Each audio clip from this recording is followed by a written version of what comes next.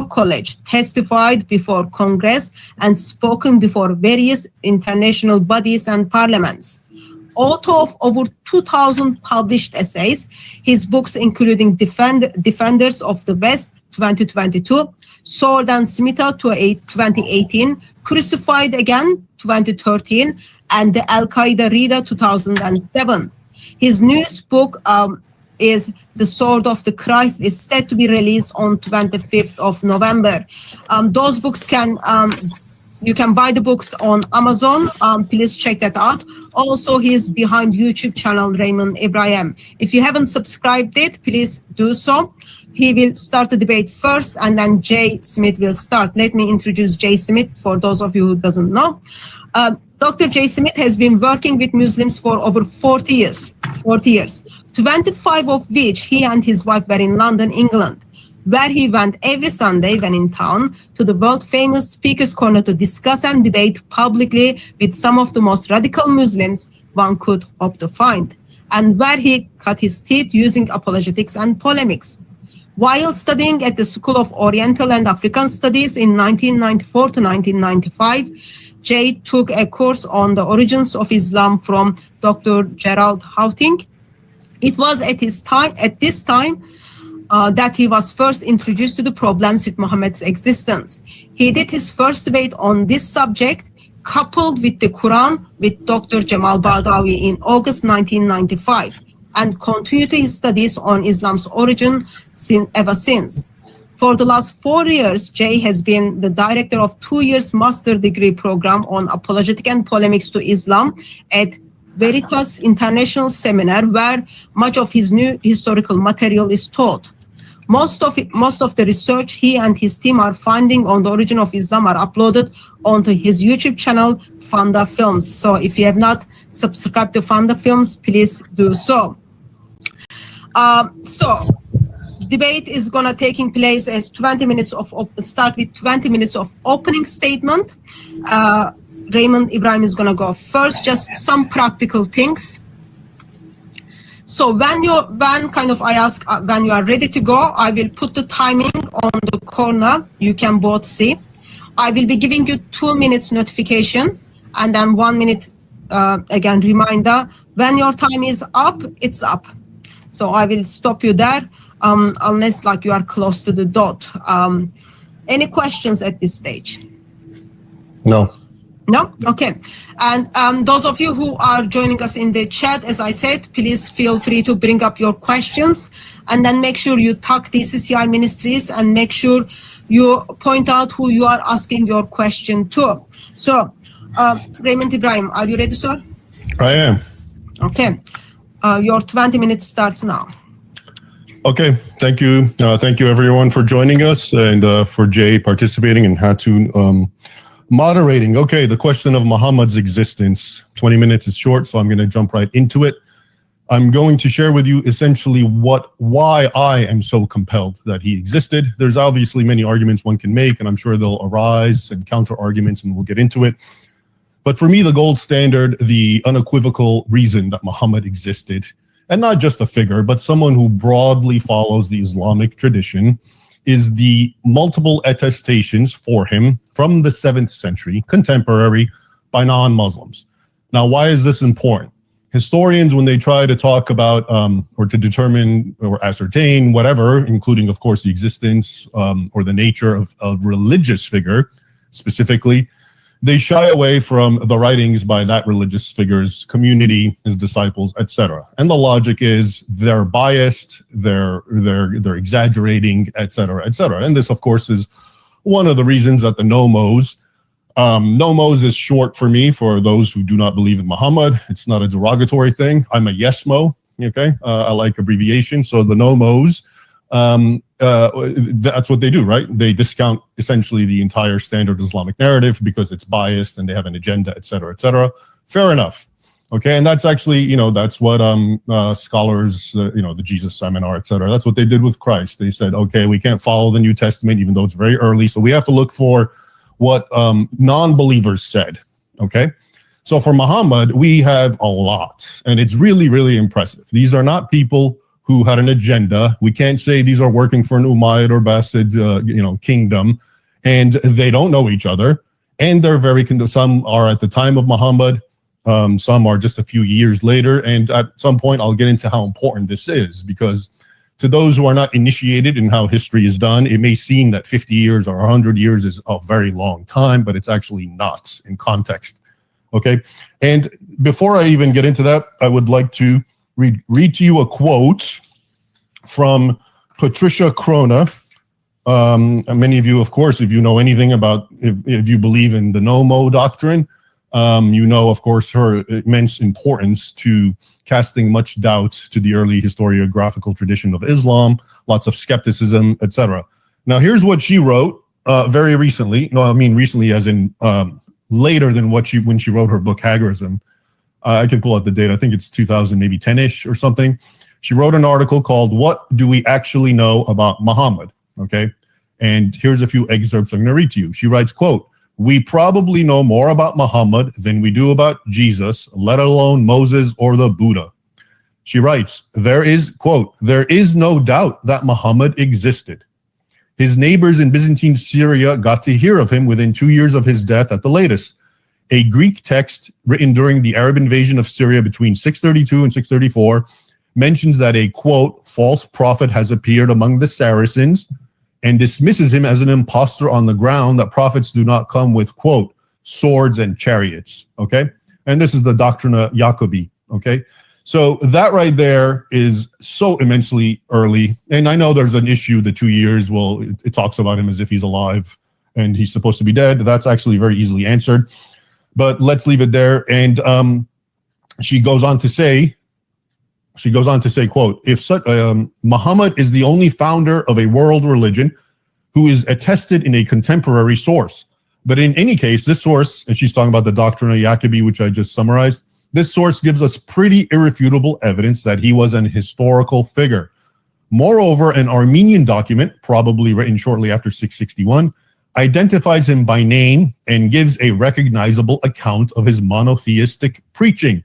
And I'd like to read to you a quick an excerpt from this. She's talking about the Armenian, I think he's an archbishop, writing around 660s, again, very, very early, and his name is Sibios. And he writes, quote, "At that time, a certain man from along those same sons of Ishmael, whose name was Muhammad," and I know there's going to be an issue about the name Muhammad, and I'll respond to that at the time, but for now, let's just go with the actual translation, "whose name was Muhammad, a merchant, as if by God's command, appeared to them as a preacher, the path of truth. He taught them to recognize the God of Abraham, especially because he was learned and informed in the history of Moses. Now, because the command had come from on high, they all assembled with their wives and children, and they set out for the land of Palestine, which God had promised," okay, etc. "Muhammad legislated for them not to eat carrion, not to drink wine, not to speak falsely, and not to fornicate." Okay, again, 660s, very, very early, and this was the Thompson translation. Now, just these two, okay, the Doctrina Jacobi and Sibios, not only do they talk and essentially are very early and talk about Muhammad, and one of them names him, but they really conform in the broadest outline to the Islamic tradition, especially Sibios. Sibios says he was a preacher. He says he gave them laws. He says things about banning alcohol. All of this is, of course, consistent with the Muhammad of Islam. And as far as the Doctrina Jacobi, he talks about him as a violent man who's trying to wed violence with preaching the truth of Islam. And of course, in the full text, he says he has the paradise to heaven, etc., etc. And this, of course, is what you would expect non-Muslims to believe about Muslims watching his career, which was one of violence and claiming that God is telling him to do this. But above and beyond these two, there are so many more. Okay, so for example, John of Damascus, who's born around 675, again, very early, and Theodore Abu Qura. They both, again, even more so, name Muhammad explicitly as Muhammad and describe his role as a founder and lawgiver of the Arabs. And they even mention specific doctrines that we do know are part of Islamic teaching, such as the denial of the crucifixion, or Jesus being only a prophet, and that there's a sensual paradise, and all the circumcision, dietary laws. This also comes out, okay? So the importance of this, just to underscore, These are early multiple various attestations, not from Muslims. We don't have this generally for other historical figures. This is the point. I think one of the things that makes the arguments against Muhammad seem so valid is most people are under the assumption that most historical figures around that time, well, you know, we have their social security card and their ID and their DNA and their fingerprints. No, this is as good as it gets. Okay, most of the characters from this time and even after Muhammad, and I'll give some examples, they're much worse. You get, and we don't doubt them. We don't say they don't exist. We go with what we have, and that's the end of it. Okay, but why do we doubt Muhammad? And I'll get to that, because there's a reason to doubt Muhammad. There's a reason to doubt Jesus, because they actually matter today, whereas historical figures don't. So everything has been brought up against them, even though without appreciating the fact of how tenuous and fragile history is, and the fact that compared to others, they have so much evidence. Now, the other issue is the Sunni and Shia divide. Now, I find it just completely impossible to get beyond this one, especially. For those who don't know, the Sunni-Shia divide is based on the succession of Muhammad. And you have the one group, the minority, the Shias, who are insisting it has to be the bloodline of Muhammad. And then you have the majority, the Sunnis, who say, okay, just the qualified Quraysh chieftain, etc., etc. Now, if this is, first of all, if this is a conspiracy, okay, how did this happen? What are the origins of this? This would require two different groups, Shias and Sunnis, to be at the same time conspirators and at the same time agree to fight and kill each other in perpetuity. Okay, I mean, I'm trying to understand the origins of this, but above and beyond that, at the same time, we again have very early attestations to this, to the Shias and the Sunnis, again, not from Muslim sources, but from Christian sources. Cebios, who I just mentioned from the 660s, talks about early factions and disputes following the life of Muhammad. The Maronite Chronicle, written right around 687, mentions political splits, talks about Muawiyah and how he killed Ali by name. 687, okay? Theophanes the Confessor, writing around 810, mentions Muhammad, of course, as we know, as a false prophet who appointed Abu Bakr after him. And it also talks about the Sunni-Shia split and the killing of Ali. Okay, so this is not something that was created later by Ottomans many, many centuries later and then somehow cast back. That does not make sense. Who would do this? Why would the Fatimids, I'll get to the Fatimids, but why would the Sunnis and Shias do all this? To what end? So they can fight each other and kill each other? And they are the Fatimids. So think about them. Now, the Fatimids, that's an empire that arose in North Africa and was mostly centered in Egypt. And it came around in 909, okay, very early. What was their claim to fame? That we are the descendants of Fatima. Who's Fatima? She's the daughter of Muhammad. And of course, she's married to Ali and their sons Hassan and Hussein, who are supposed to be the progenitors, and the line of the Shias and the line of Muhammad is supposed to go through that. And so where did this come from? And their own enemies, the Sunnis, the Abbasids accused them or said, yeah, they admitted it. These are people who claim descent from Fatima. And, it's also interesting when I think about it, Fatima, the daughter of Muhammad, if this was all made up, and this reminds me of an actual gospel or Christian apologetic, a lot of Christians will point out, rightfully so, that the testimony of Mary Magdalene and the other women who testified to the risen Christ, it's actually realistic, because why would someone lie that women, why would they cite women as their sources? Because back in those days, patriarchal society, if you're going to lie, you're going to say men saw it, not women. So the reality of it is that women saw it. Why? So why did they go with it? Because it's true. And I think it's the same thing with the Fatima argument. If you're going to make all this up, wouldn't you create descent through a male line, not a daughter, Fatima, the daughter of Muhammad? So if anything, this strengthens the idea. And honestly, this kind of thing, I see parallels with the sort of Christian polemics and apologetics.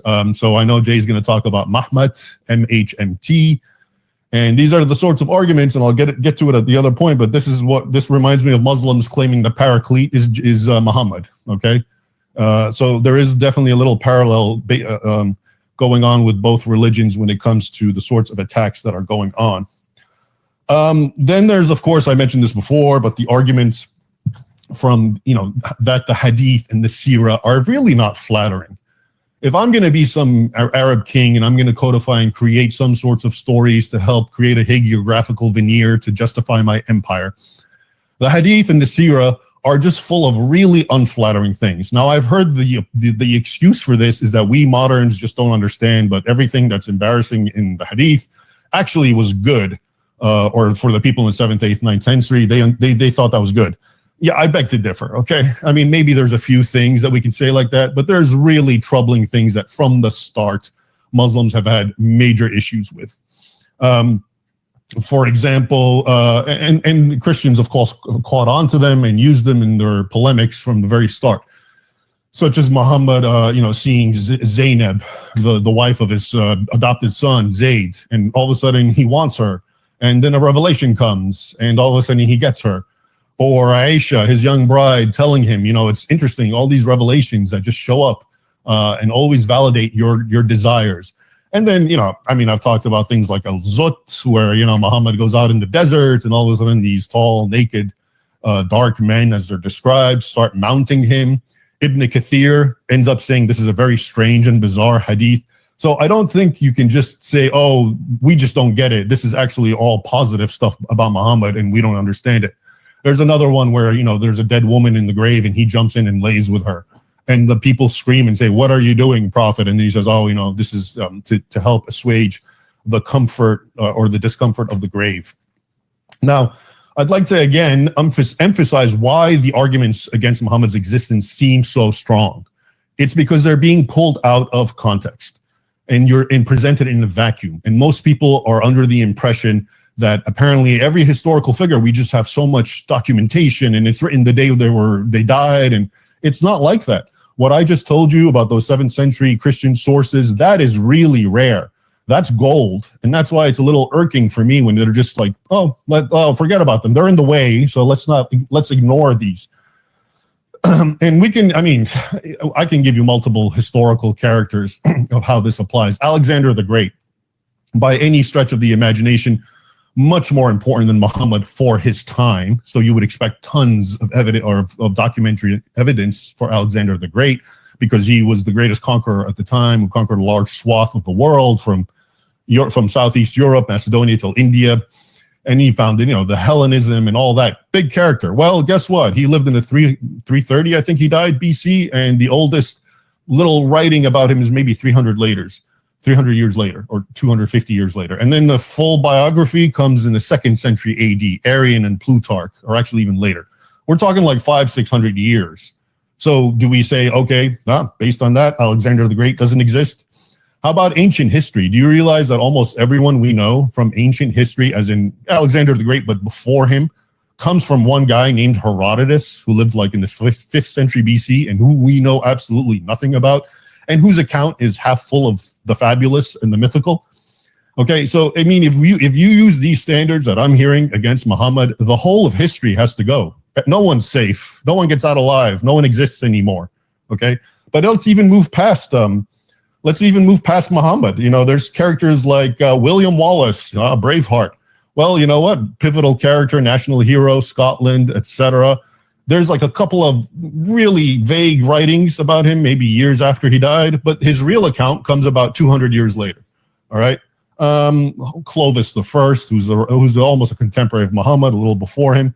Harold Hardrada, okay, an important character, Battle of Hastings, Viking king. In fact, all the Vikings that we know, who are supposed to be very active, and we know them by name, and no one doubts their existence, who were around in the 8th and 9th and 10th centuries, they all come from one guy in Iceland, Snorri Sturluson, who was writing many centuries later.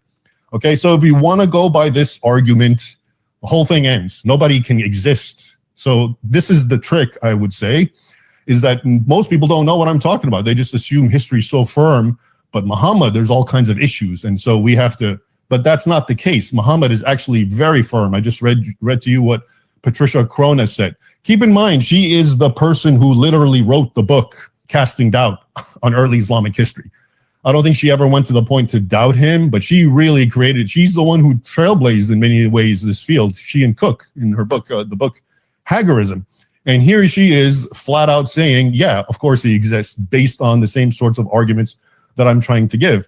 And, I mean, if you really want to go with all this, because I think one of the greatest arguments against the Muhammad is this idea that all the texts come much later. And so we have to ignore them. But I just gave you many examples of how that is the case. Think about Caesar, okay? He's a well-known, attested, and we're lucky. We have his actual commentaries that he wrote when he was in Gaul. But guess what? The actual extant manuscript we have is about 800 years after him. So if we're going to also create a new rule where we go by the extant existing manuscript and not agree that, well, it's based on something older, then Caesar's also a myth, and he just came out of the blue, and it's all lies, okay? And think how far we can take this idea. What about the Old Testament? I know Jay's a Christian, so am I. What do we do with the fact that the oldest Old Testament that we have, which I guess are fragments, the Dead Sea Scrolls, are about 1,000 years after Moses lived, and yet Moses is supposed to be the author of the first 5 books, the Pentateuch. Okay, by these same standards that I hear against Islam, does it not make Moses disappear, let alone everyone before him, from Adam and Eve all the way to him? So I think we need to do doing here that you can shoot holes at Muhammad, but you can shoot holes at everyone, and that's what people don't seem to be aware of. And if anything, Muhammad is on pretty secure ground, based on the fact that we have so much non-Muslim sources, contemporary, that in the broad outline talk about a violent prophet who claims he's promising paradise, he's a lawgiver. And we have multiple attestations to the Sahaba, Abu Bakr, Ali, the Sunni thing. Think about it. You have people today banging their head with swords on Ashura, the Shias, commemorating the death of Hassan and Hussein. And who are they? Well, they're the descendants of Muhammad. I mean, it's really hard and mind-boggling for me. So the bottom line is the only reason that we're even talking about Muhammad is because the bar of existence has been raised impossibly high for him and only for him. It was also done for Jesus. And again, the reason is because nobody cares about disproving Alexander the Great. Nobody cares about disproving ancient history. They have no more relevance, okay? But when it comes to religious figures, Jesus and Muhammad, yeah, they matter. And there's people who want to take them out. And so we play this game as if, oh, look, the evidence for them is so shaky, when it's really not in context of everyone else. So if you use the same frame of reference, or if you do the same critiques and the same methodical and just scrutinize everything that we see with Muhammad, every last coin, every parchment, every existing piece of architecture, if you were to do that, everyone has to disappear in history. And that's the point. And I don't think many people get that, which is why that is my number one reason 1 minute Muhammad existed. And also the Sunni Shia split. I just find it's too hard to imagine that you got two groups who are co-conspirators, and their conspiracies about fighting each other and teaching their kids to kill each other. And I'll stop right there. Okay, thank you very much, sir. You still had almost 40 seconds. Oh, I see 1 second. No, you had 34 seconds. Oh. I just stopped. I can give you 40 seconds if you want. How about if you can save them for later, if I need them? I'll think about it. Okay. Okay. I can see because of the internet connection, the time your lips are moving and when you are quiet, it's like kind of not syncing, but hopefully we won't have much problem on that. Okay. Sir, thank you very much for your opening statement. Jay Smith, I'll unmute you. Sir, whenever you are ready, your time will start. Are you ready? Okay, your time starts. Yeah, let me thank you for having this debate, Hatun. Thank you for being the moderator. Thank you, Raymond, for coming on board and for challenging me to this. Otherwise, I would never have done a debate on this subject. There's a reason why. This is not the subject that's ready for debate. I have always said that there are three problems with the origins of Islam: the book, the man, and the place. The book, the Quran, the man, Muhammad, and the place, Mecca. But I always would have started with Mecca first. You always start with Mecca because no one's going to kill you if you start talking about Mecca. Then I would have gone to the Quran. In fact, I'm going to be doing a debate in January with a Muslim scholar on the Quran. It'll probably be my 6th or 7th debate with Muslim scholars on the Quran. I'm more than willing to debate the Quran. But Muhammad, you do not touch Muhammad. You do not touch Muhammad. We have seen what happens when you touch Muhammad. My good friend, Robert Spencer, who's listening right now, actually wrote a book on this very title, Did Muhammad Exist? And when he wrote that book, twice now he's been killed, tried to be killed. Once in 2015 in Texas, there was two men who came with guns to kill him. Had there not been an off-duty policeman who drove up just at that time and shot them both, he would be dead today because he dared to question Muhammad and dared to put together some cartoons on Muhammad.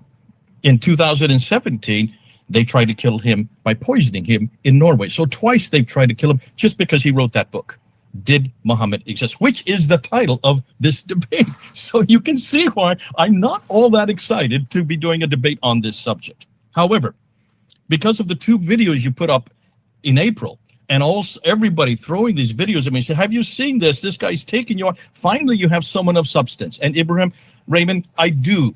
You are a man of substance. I've got your book right here. Thank you for all the great work you're doing. Listen, anybody, I would encourage you to read that book.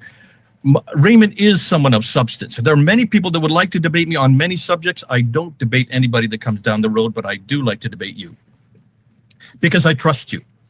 And also because you are fair. And when your comeback on what I did on was it July the 6th, your comeback was perfectly legitimate. I did put my material together that I didn't quote you exactly, and I apologize for that. That was a fair assessment. But however, because of the fact that then you demanded that I do a debate, and I think while you were doing that video, while you were recording it, Hutton got on the phone and said, Jay, we'll do a debate with you. That's why we're having this today. So in some ways, I'm coming into the whole idea of origins of Islam coming in backwards. I really wish you and I had a debate on Mecca first, because you seem to dismiss Mecca. And you casually do so without looking at the evidence that we have against Mecca. The problem is this, Raymond, you're going to find lots of references in the 7th century, as you've said. And listen, we did a video just a week ago, about a week and a half ago. Mel, who is one of my best researchers, Mel from Islamic Origins, that's his YouTube site. And we went through 30 of these references, including the 3 that you went through. And I'll go through those 3 in the rebuttal. I'm not going to do them now because I really want this to be the opening statement. But we went through 30 of these, and I want to thank Mary Harb, who is the one that actually listed them all out for us so that we could do that. And we went through each one of them and showed that there is a problem with each one of them. And I'm going to, in the rebuttal, I'll explain the problem for you. I'm not going to do that now, Raymond, because this is not this is my opening statements, and I really want to keep it to the opening statements. But in order to find the Muhammad of Islam, that's why this debate, that's why we've named it this title. Did the Muhammad of Islam exist? Not any Muhammad. Not anybody named Muhammad or somebody named Muhammad or anybody in the 7th century.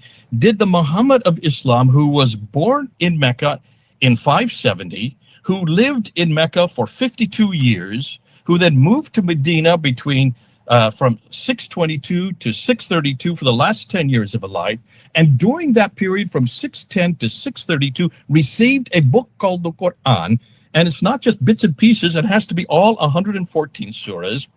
All of these, this man who lived in that place receiving that book all before 632, did that Muhammad exist? That's the Muhammad I'm looking for, and that's the Muhammad I'm confronting. No other Muhammads. And in the rebuttal, I'll show you some of the real problems that you are having with, because you really haven't looked at the original text of most of those references that you're using. And we've gone through all 30, and you've got to go back to the original text. But that's for the rebuttal. I'll come back to that later. Now, here's your problem, Raymond.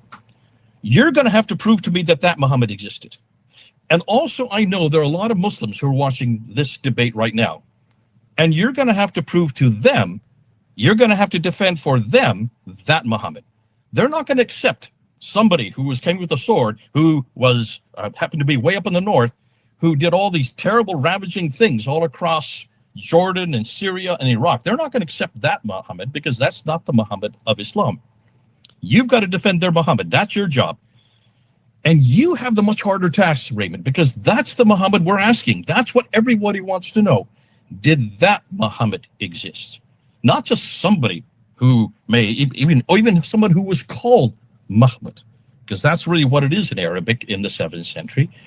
But did that Muhammad who fulfilled those four criteria, lived in Mecca, received the Quran, and also all 114 surahs, and was named Muhammad, and did all of this before 632 AD? Now, when you look at all these references that you have come up with, yes, there's myriads of them. But the problem is what you're doing, and this is what I see everybody doing. This is what Robert Hoyland did with this book here. This is a great book. This is probably the classic one, Seeing Islam as Others Saw It. And what you have done, and what many people are doing, is that you're taking a view of Muhammad and imposing it on the texts. Many of the texts that Robert Hoyland refers to, that all of the people that you're going to come up with, the 30 plus people that you're going to come up with, in almost every case, you're taking what they're saying, or what Wikipedia is saying, or what people in today say. Even Patricia Corona made this mistake. And I'll get back to Patricia Corona because I knew her personally. She was my supervisor when I first started my PhD. And in fact, she was the one that prepared my debate for me in 1995 against Dr. Jamal Badawi. Not on this subject, fortunately, it was on the Quran itself. But see, that's why most of us as historians, and you're a good historian, that's why I love, because your material, it's amazing what you do on the internet. And you do an awful lot of great expose on what is happening historically, what has happened historically. I only find a problem with your origins historical difficult exposition. That's the only problem I have a problem with you on. But in every time, you always go back to the text of that century. You always go back to the time period of that century, and you quote people from that century. You're trying to do that here now. The difficulty is you're not really going to the original text, and that's what you need to do. And I'll show you some examples of that in my rebuttal time. Now, until you can prove to me, and until you can prove to the Muslims who are watching you, that you can come up with that Muhammad, the Muhammad who received the Quran, lived for at least 52 years in this place called Mecca. And Mecca really, it is what it's really coming down to. It always starts with Mecca. And the reason why Mecca is so important is because if you find a Muhammad anywhere else but not Mecca, it's not the Muhammad of Islam. If you find any other book that even refers to itself as the Quran, if it doesn't come from Mecca or Medina, it's not the Quran of Islam. You've got to start with Mecca. And I don't think you have really looked strong at Mecca. When you look at Mecca, you're going to have to say that this place just has no historical support for it at all. Not until 741. 741, that's the first time we even see it referred to any document. The Apocalypse of Pseudo-Methodius Arabica, which is ironically is the one that was really introduced by Patricia Corona in Meccan Trade and the Rise of Islam in 1987. And that reference that she found in the Pseudo-Methodius is actually places that Mecca way up in southern Turkey. It's even in the wrong place. We don't see it on any map until the 9th century. I'm sorry, the 10th century, until 900s. There is no reference to it by anybody prior to the 7th century. And Patricia Corona has been really helpful with me on this because we have worked together on this, and she was the one that helped me with this very, very early on, back in the last century. It makes me look old. I am old. Look at me. I'm gray-haired. This is my birthday today. 72 years old today. So because of Patricia Corona, because of what she did, and because of her really underlying work on the problem with Mecca, everything else comes out of whack. But more than that, she also confronted the whole tradition surrounding how Islam began. In other words, the story behind how Islam began. And to understand the story, you need to go to the sources for the story. So everything you're going to talk about this Muhammad, everything you're going to refer to him, everything you know about this Muhammad, and I would say that's the case for all, there's over 1,000 people who are watching us right now on our 2 channels. I just checked it before I came on. For all of you who are watching right now, that Muhammad that you're talking about comes from a certain source or a number of sources. And they're from 4 different genres. One is known as the Sirah, which is the biography of Muhammad. So that's pretty important because that says what he does. The other would come from the Hadith, which would be the sayings of Muhammad. And that's pretty prolific because much of the Hadith do refer to an awful lot about what Muhammad did, walk, talk, eat, drink, sleep. And for Muslims who are watching, to know how you're to walk, talk, eat, drink, and sleep, you need to follow the Prophet's example. And then you have two other genres. One is called tafsir, which would be the commentaries that help unpack the Quran, because it's so opaque. There's so much, it just doesn't make sense. You need the tafsir, the commentaries. And then the last would be the tahriq, which would be the histories. Now, almost all of what we know about this man and that place and everything that happened on the origins of Islam come from those four sources. But those four sources, and you have claimed this, Raymond, a number of times, and you've been correct for what you know, and that all of these sources are perfectly legitimate, because though they are not right from the time of Muhammad, they aren't from the century of Muhammad or the century after Muhammad, they start to appear in the 9th and 10th century. And you've made that very clear. And most people have just walked away from that and said, well, that's not a problem. It's a huge problem. It's a huge problem.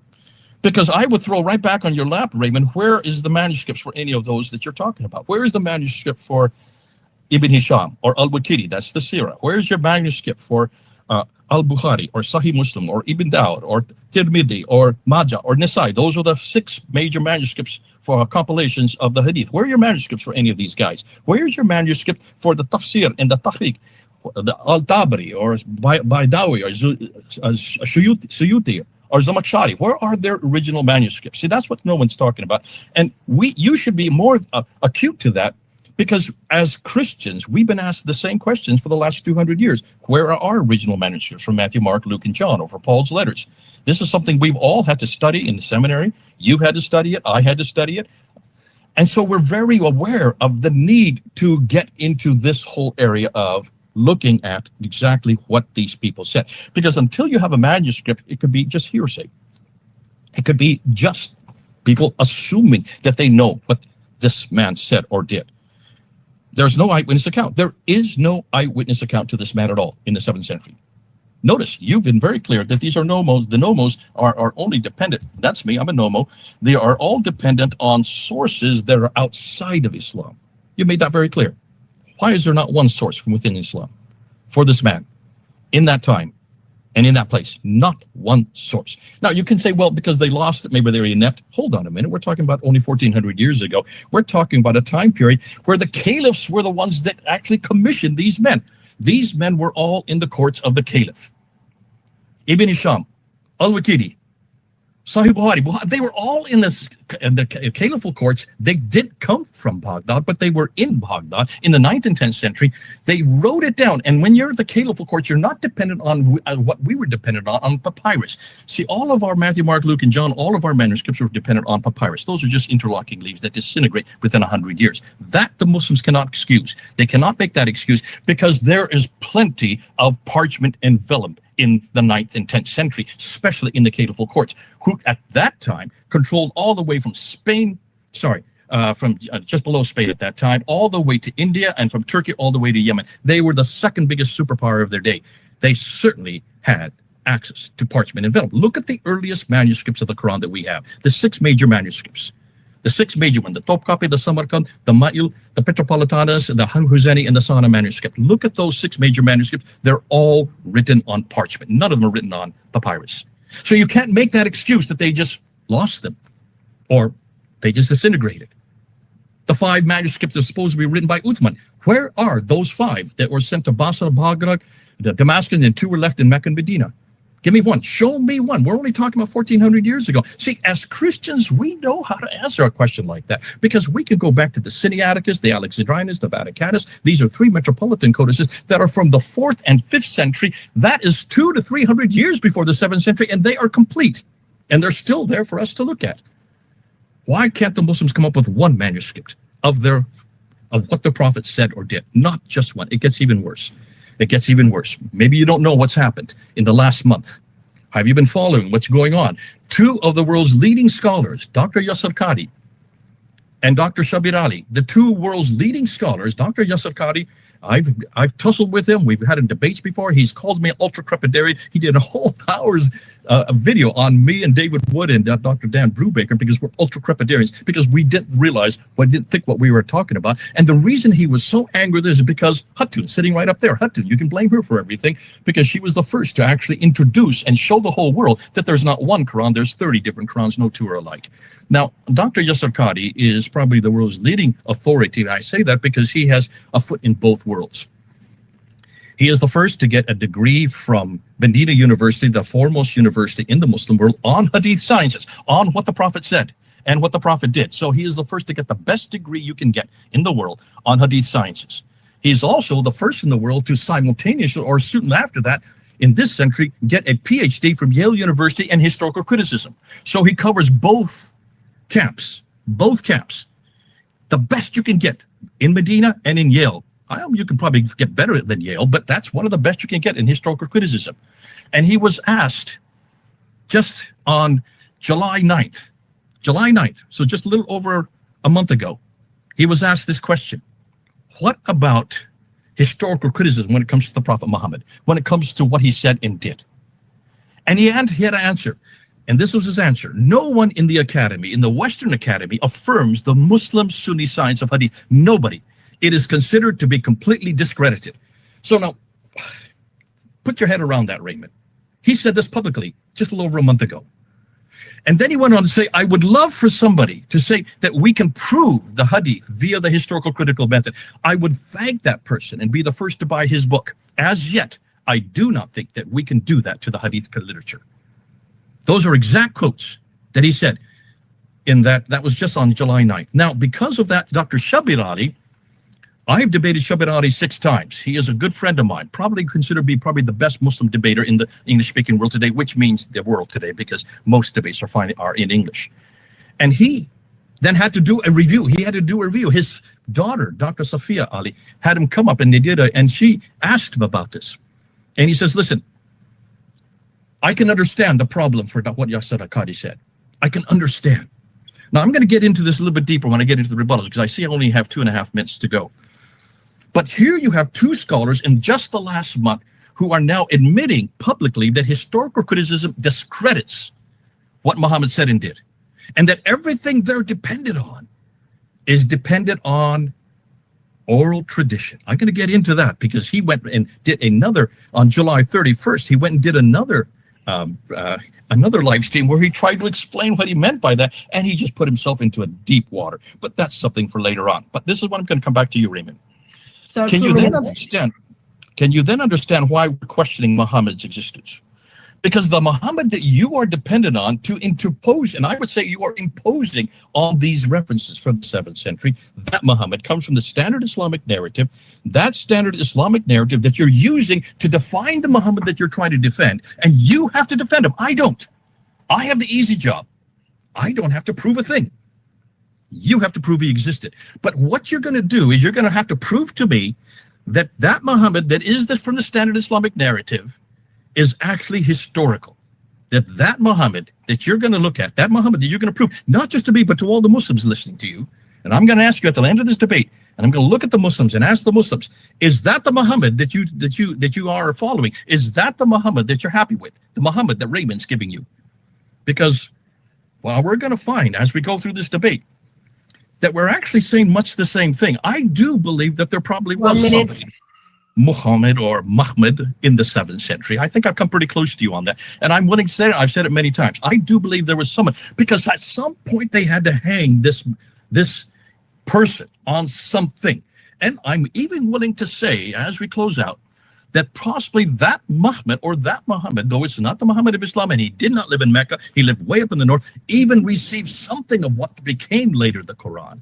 But that is not what Muslims are saying. And that's not the Muhammad you have to defend. And that's not the Muhammad that is the Muhammad of Islam, because no Muhammad, no Muslim would accept that definition of Muhammad. I'm glad I'm not in your shoes, because now I want you to defend that. And I want you to prove in the next, 30 minutes, if you can defend that Muhammad who came from Mecca, received the Quran, 114 surahs, and did so before 632 AD. Your time is up, sir. Thank you very much. So that was the 20 minutes of opening statement from both sides. We will be moving to first round of 10 minutes of rebuttal. Those of you who are joining us on YouTube channel Raymond Ibrahim, it's good that you are there. Please, if you've got any questions, you must put DCCI you must talk DCCI ministries and then tell me who you are asking your questions. Otherwise, I won't be picking up your questions from this side, just for the practical reasons. And then, other than it should be okay. So we will take your questions after the closing statements. So feel free to send them in when you are ready. And Raymond Ibrahim, your 10 minutes can start for your first rebuttal. Let me know whenever you are ready. Let me unmute you, sir, first. Sorry. Yeah, just be sure to give me a 1 minute, because the way I see it, both for me and Jay, it's different than what it really is. I guess because of this lag that's going on. Okay, sorry about that. Okay, I will give you 1 minute warning. Yeah. Okay. Yeah, I'm ready. Okay, your time starts. Okay. Thank you, Jay. You've said a whole lot of things, and unfortunately, I'm trying to take notes, and because I may forget, and at some point, if I forget to answer something, by all means, if Hatun wants to raise it, or if you do later, please do so. Okay. The burden of proof. You make this argument that I have to prove it, or Muslims have to prove it, and technically speaking, you're right. Those who have something that exists, the burden of proof is on them. But in this case, I don't think it really matters. I don't think it's applicable. Muslims don't feel compelled or the need to prove anything to you or me, okay? They've given us the da'wah. They've called us to Islam. A guy like me says, yeah, I believe your prophet exists, but I think he was a false prophet. And they shrug their arms and go, okay, kafir. A guy like you says, yeah, I believe he didn't even exist at all. They shrug their shoulders, kafir. Same thing. So technically, I don't think there's any burden of proof on them, because I think there's a bit of conflation going on when you talk about these things, and you're forgetting that there's the faith element, especially from the Muslim side. They approach this through the lens of faith, which is why so many of these arguments just fall on deaf ears, as I'm sure you've experienced with Muslims. Okay, so that's to the burden of proof. And when you mentioned that the standard Islamic narrative, SIN, that's a good acronym, by the way. But you mentioned how that's so much later, okay? But I mean, we still know things like Al-Muwatta. We have fragments of it, and it talks about Muhammad, and it's old, okay? So it's not really as bad. And again, and you mentioned the New Testament. We have a lot of manuscripts, and they're very close to the events, etc., which I agree. But you still haven't mentioned the Old Testament. Christians believe in the Old Testament. Jews believe in the Old Testament. The actual accusations or the criticisms that you are raising about lateness apply much more to the Old Testament than these hadith and these seerah. I've already mentioned that the fragments of the Dead Sea are 1,000 years after the time they were supposedly written by Moses. So if we were to go by your logic, then of course the whole Old Testament's gone. We have to just discard it, as I've heard you say about the standard Islamic narrative based on its age. So again, let's not compare apples with oranges. If you want to talk about oldness and biblical scripture, we should talk about the Old Testament vis-a-vis the standard Islamic narrative. You also, you were talking about oral traditions, and I think people don't really appreciate the power of oral tradition because of who we are nowadays. A guy like me, I remember as a child, until this day, I remember my home number, my phone number, and I remember my address when I was like 6 years old, because my parents put it in my head. I can't forget it. But now I forget my own phone number. I have to actually look it up because it's been saved. And I think all of us have, to a certain degree, have become so, our memory's gone. We don't really use it. But these older cultures, especially the Arabs, who did everything in rhyme and verse, oral tradition was a real thing. And not just the Arabs, the Irish, the Vikings, the Greeks, the Iliad, all that.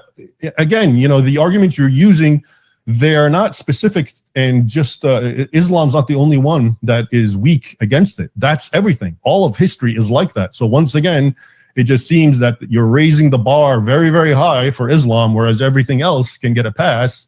And then that way Islam looks like the weak one. Okay. I don't know, you haven't mentioned it, but I do want to mention it because it's really important. The Muhammad name. So, I mentioned the 7th century attestations of Muhammad, and some of them use the name, of course. Doctrine of Yacobi doesn't, but Sibios does. John of Damascus does. His Theodore Abu Qura does. And what I've heard you talk about, okay, so there's the Muhammad, the without the vowels, which is because it was a nascent language, and that's true. It's very hard. I used to work at the Library of Congress. I was called in to try to decipher Kufic Quran script, which is essentially the same thing. And it is very hard to read. I get it. There's no diacritics. There's no nothing. But that's, again, a reflection of a nascent language coming into being. Okay. So, but it's not, I don't think this, and the other thing people need to understand, I've heard the argument that Mahmud, MHMD, means the praised one. Well, it does. Absolutely. Okay. But guess what? Every single Arabic name means something laudatory. Okay, we know Ahmed, which is kind of a cognitive. It also means praised one. Kareem, the generous one. Abdullah, the servant or slave of God. Every single Arabic name means something laudatory that you could, if you look hard enough, maybe find some reference somewhere to Christ with that name. So it's not as compelled. This isn't some kind of strange coincidence that Muhammad's name just so happens to mean the praised one. Every name has a meaning in Arabic like that. But in the case of what we're talking about, which is the Christian sources, primarily Greek, they're actually exactly what they write is Muhammad. So John of Damascus, he writes Mamed. Well, yeah, because he's writing in Greek and there's no H in Greek. So he can't write Muhammad. It becomes Mamed. And we know that's Muhammad because then Abu Qura uses Muhammad in Greek and then he uses the Arabic Muhammad, just the way it's written. Okay, so this is the name of Muhammad. And it just seems people get tripped up on the difference between translation and transliteration. All right. Translation, of course, is if you take a word and explain what it means. So, okay, I'll give you an example. In Arabic, kalb means dog. I just translated it into English. I said kalb means dog. Now, if I were to transliterate it, I would take the word kalb and spell it K-A-L-B, which would be unintelligible to English speakers. But I've tried to spell it and approximate the way it sounds. Okay. So the name of Muhammad till this day, do you know how many ways it's being written? It used to be M-A-H-O-M-E-T, okay? And then there's two M's, and then there's ones that start with an O and end with an E, or end with an A. So that is not something to get, tripped up on at all, and we have it till this very day. I still write Quran, K-O-R-A-N, but of course you should do it Q-U-R'-A-N. So, when you look at these early 7th century Greek and possibly Latin, of course, the transliteration can be anything, and that doesn't really tell us anything at all. It's still legit. It's Muhammad, because we know it by the way he's being described, which, again, falls in line very much with the Islamic narrative. And then a lot of the things that you say, Jay, it's...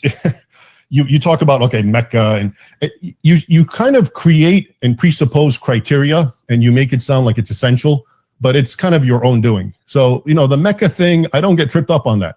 It could be any number of things. I believe the map that you rely on seems to be Ptolemy's map or iterations of it. And so it could be that, it was made before Mecca even really came into being. It could be that he's wrong. Maps can be wrong. They didn't have Google Map back then. They didn't have Wikipedia. They didn't have the internet. People need to understand the horrible conditions that these people are working under, which is why everything is fragmented, which is why everything seems wrong and contradictory. But historians, what they do is they try to piece it together, understanding that's the name of the game, not use it as an excuse to say, it's a polemic now. Now that guy doesn't exist, which is sort of what's happening. And I'm okay with that as long as it's a polemic against Islam. And I hope to get to that point because I think this is the most important point, which is this is a very audience-specific doctrine. And it's kind of gone off the rails. So I'll get to that too. So when you talk about Mecca or you talk about, some years are off, or I've even seen the argument, that can't be Muhammad because there's a D, not a T. I mean, come on. Historians know much better. We know this is how it is with transliterations that go back centuries for every historical character and the way their name is written and the way they're presented. Or I've heard, they call them the Taye, not the Arabs, or they call them the Saracens, or they never call them Muslim. Well, again, this is nothing to get tripped up on at all. Up until the Crusader era, they wouldn't call them Muslims, but we do know that Christian theologians talked about Islam and talked about him, but they called them the Saracens.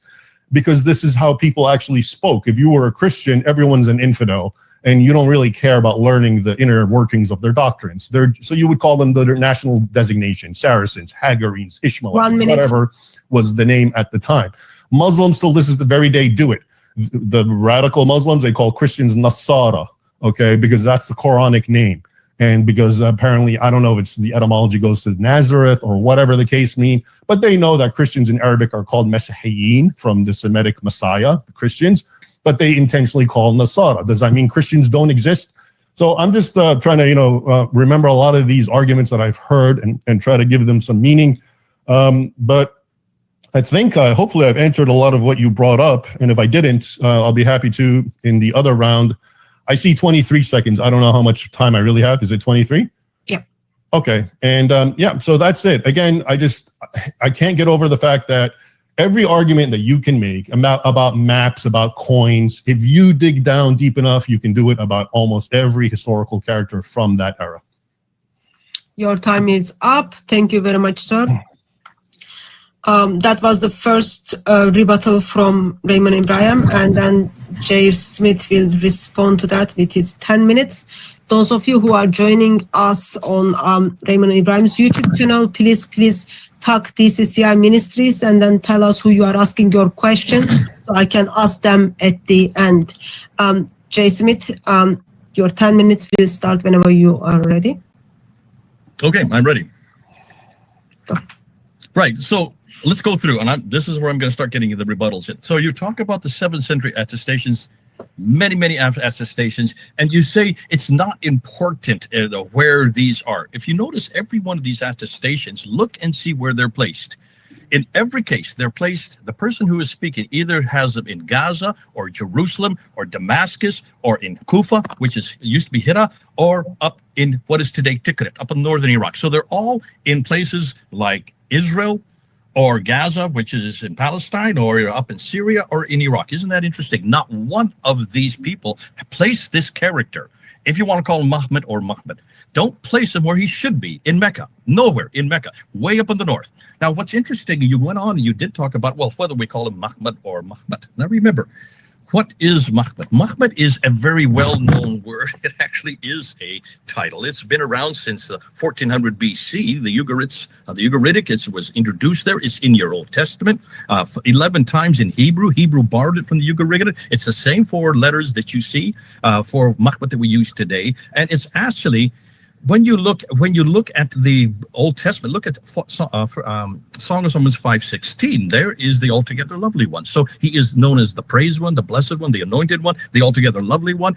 In the 4th century, we have the Saint Ambrose, who then took what Origen had said a century earlier and applied that Muhammad, the same word that you see in Syriac, that Muhammad, to the Messiah, the title for the Jesus Christ, the Messiah, which was then appropriated by about 4 other church fathers that came after it. So by the 7th century, it was well known in Arabic as the Messiah of the praise. So it is a title. Now, whether you like that or not, we can't sit there and just say, we must not look at what these men are saying.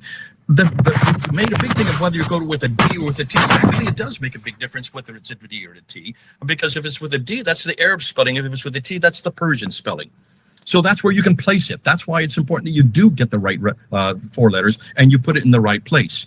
You talked about Patricia Corona, that she didn't really talk. In fact, she was quite willing to say there was a Muhammad. Well, that's perfectly okay, because she never really confronted Muhammad. That was not her area of expertise. Her area of expertise was looking at Mecca. That's why she wrote Hagarism and Meccan Trade and the Rise of Islam. And then she went into Roman law after that.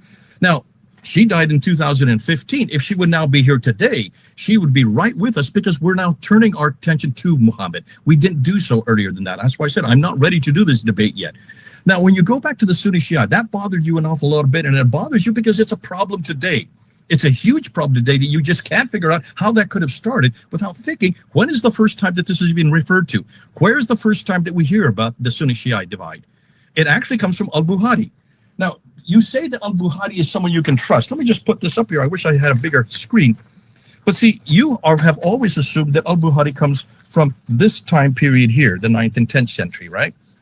We don't have anything written by al-Buhari until some fragments start to appear in the 11th century.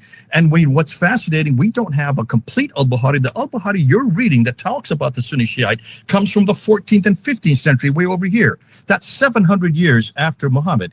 That's the Bukhari that you're now talking about, the Shiite-Sunni divide. If you want to talk about the Sirah of Muhammad, which supposedly came from Ibn Ishaq, no, we don't have any of that, from Ibn Hisham. So you say Ibn Ishaq or Ibn Hisham are right here. We don't have any manuscript that even appears from the Sirah until the 11th century. We have 5 other manuscripts that appear from the 13th to the 16th century, but were not put together into the Sirah that we use today until Wustenfeld put it together in 1860. That's 160 years ago. So the man that you're looking for, the man that you're dependent on for the Sunni-Shiite divide, comes from actually a German scholar who put that in there and used that part as a very powerful part to show why is it that you have these 2 different political problems. Because really, the Sunni-Shiite is not a theological problem, it's a political problem, which is normal when you have people trying to find out who takes the mantle of the prophet. And you have the Persians and the Arabs. And it's during the Abbasid period that this comes to a fruition, because the Abbasids are not in the line of the prophet. That's why they put into their reference that they need to make sure that it came from the ulema and it did not come from the prophet's line. Now, that then was engrossed, and of course you would see that that became embellished, and there was the enormous amount of accretions and deletions and corruptions from the 9th century, because I'm sure there was someone named al-Bukhari, but the fact that we don't have any of his documents is because there have been so many accretions and deletions until he was finally put together in the form we have today in the 14th and 15th century, the 9 volumes that we use. So that shows that this was used to create that Sunni-Shiite divide. I can't tell you yet when that started, Raymond, but I can tell you that it did not happen in the 7th century. This is something that probably took apart during the Abbasid and during the Ottoman period. Now, you talk about the Fatima, again, made up. Listen, everything you know about Fatima comes from the 11th to the 16th century, so I'm going to come right back to the same problem. Then you get into the problem with embarrassment. I would suggest that what is embarrassing is it's embarrassing to you because you're comparing Muhammad with Jesus. And we have to be careful, because when I talk to Muslims face to face and I bring up some of these problems that you brought up, they just say, well, that's typical, that's normal of any prophet. If he had these proclivities, if he had these problems with his sexuality, if he had these difficulties with demonization, if he wanted to commit suicide, every prophet goes through these crises. But what do? Subvert those prophecies, and they come victorious out of it. That's what they love about Muhammad, is that he didn't continue in those perversions. He continued, got out of it, and then showed that this is the model for today. And most Muslims come back to me and say, yes, what did Jesus do?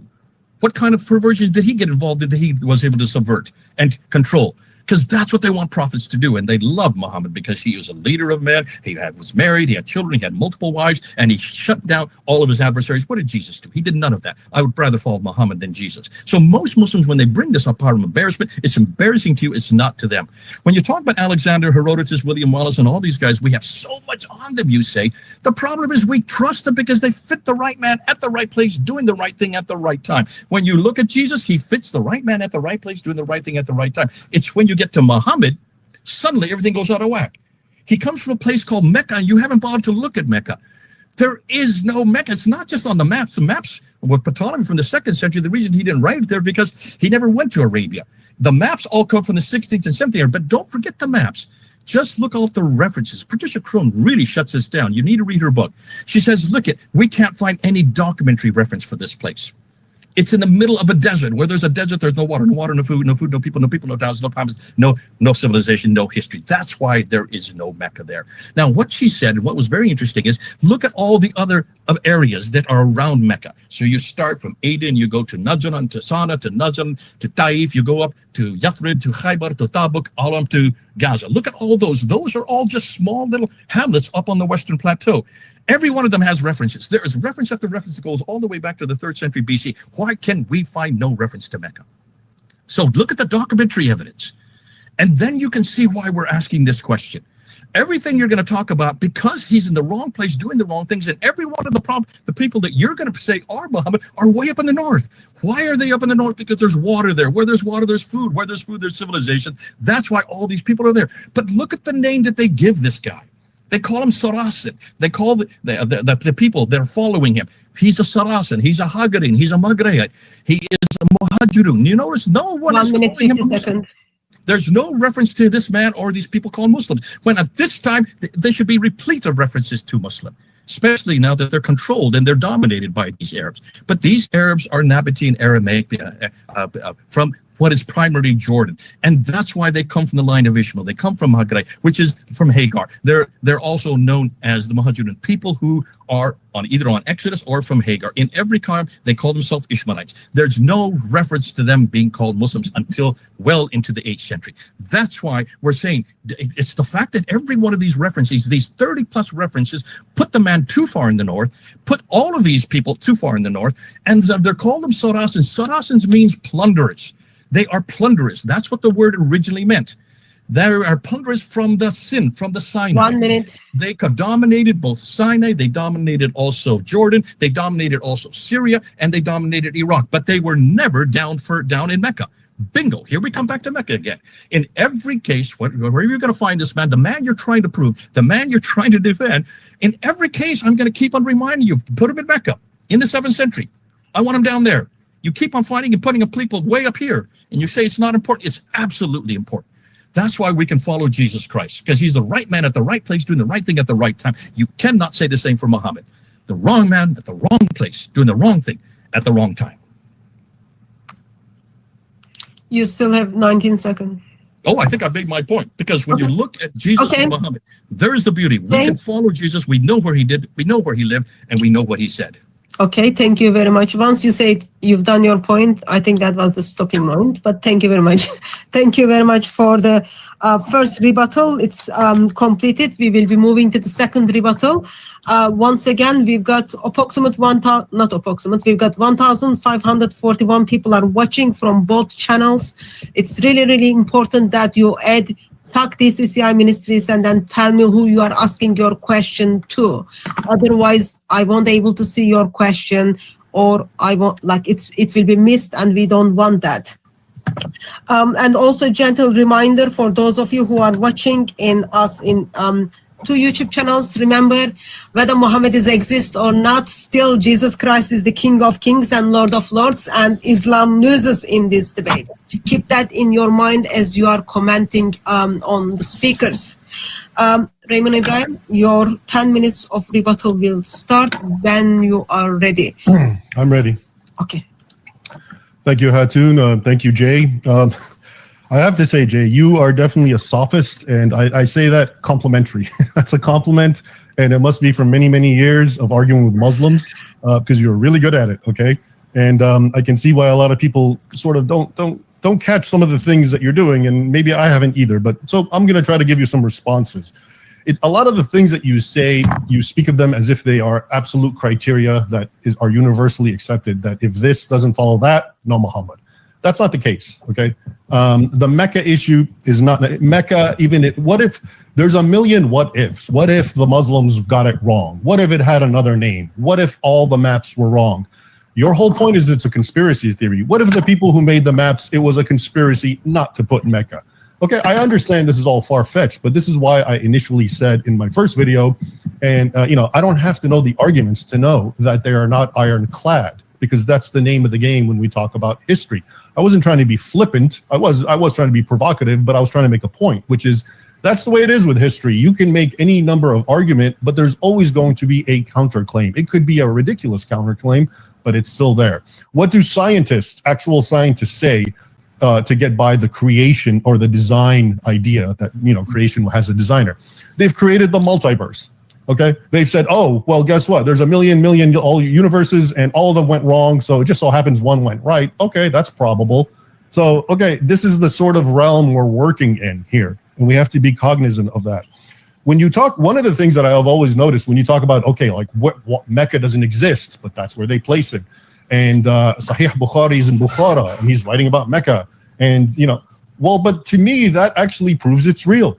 Because if it was a fabrication, why wouldn't they make it a better story? Why would you put it in a place that never existed?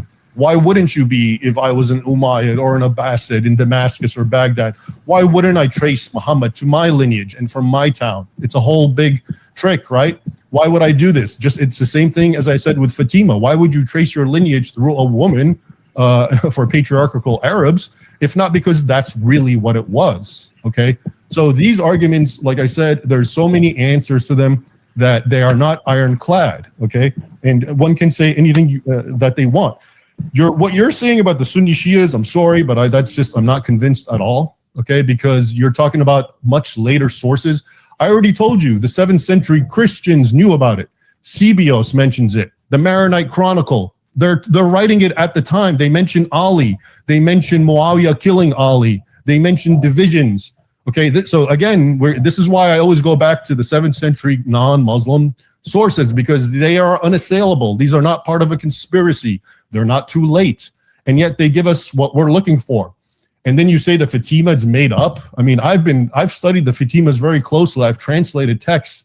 They come into being in 909. They trace their descent through Fatima, the daughter of Muhammad. I don't know how you're saying that these all are like made up by the Ottomans and then projected backwards. And then Muslims are so stupid because then they just believe it and start killing each other about some descent that never even happened. And they start hitting their heads with swords on Ashura. It just doesn't make any sense. It's really hard to understand. But of course, you can make arguments. And that's my whole point with history. We can make arguments. Anyone can raise arguments because we're not there. We can't prove it. I can't go bring Muhammad and show him to anyone. And that's why you can accuse everyone of everything. And again, I really need you to answer this question because I think it's very important, which is, how do you deal with the Old Testament? You keep telling us that all the Muslim sources are late. Therefore, we have, and you're going by the extant existent manuscript. You're discounting the fact that we have something from the 14th century, but we realize it's based on an older, now lost scripture or writing or whatever the case may be. If we're talking about the Hadith or the Sirah. You are rejecting that. Okay, that's, again, very, very high standard, very high bar that you're creating. How do you as a Christian then understand the Old Testament? Does this not apply to the Old Testament? How can we be consistent? Or is this just double standards? Are Muslims not going to see through the inconsistency of such arguments?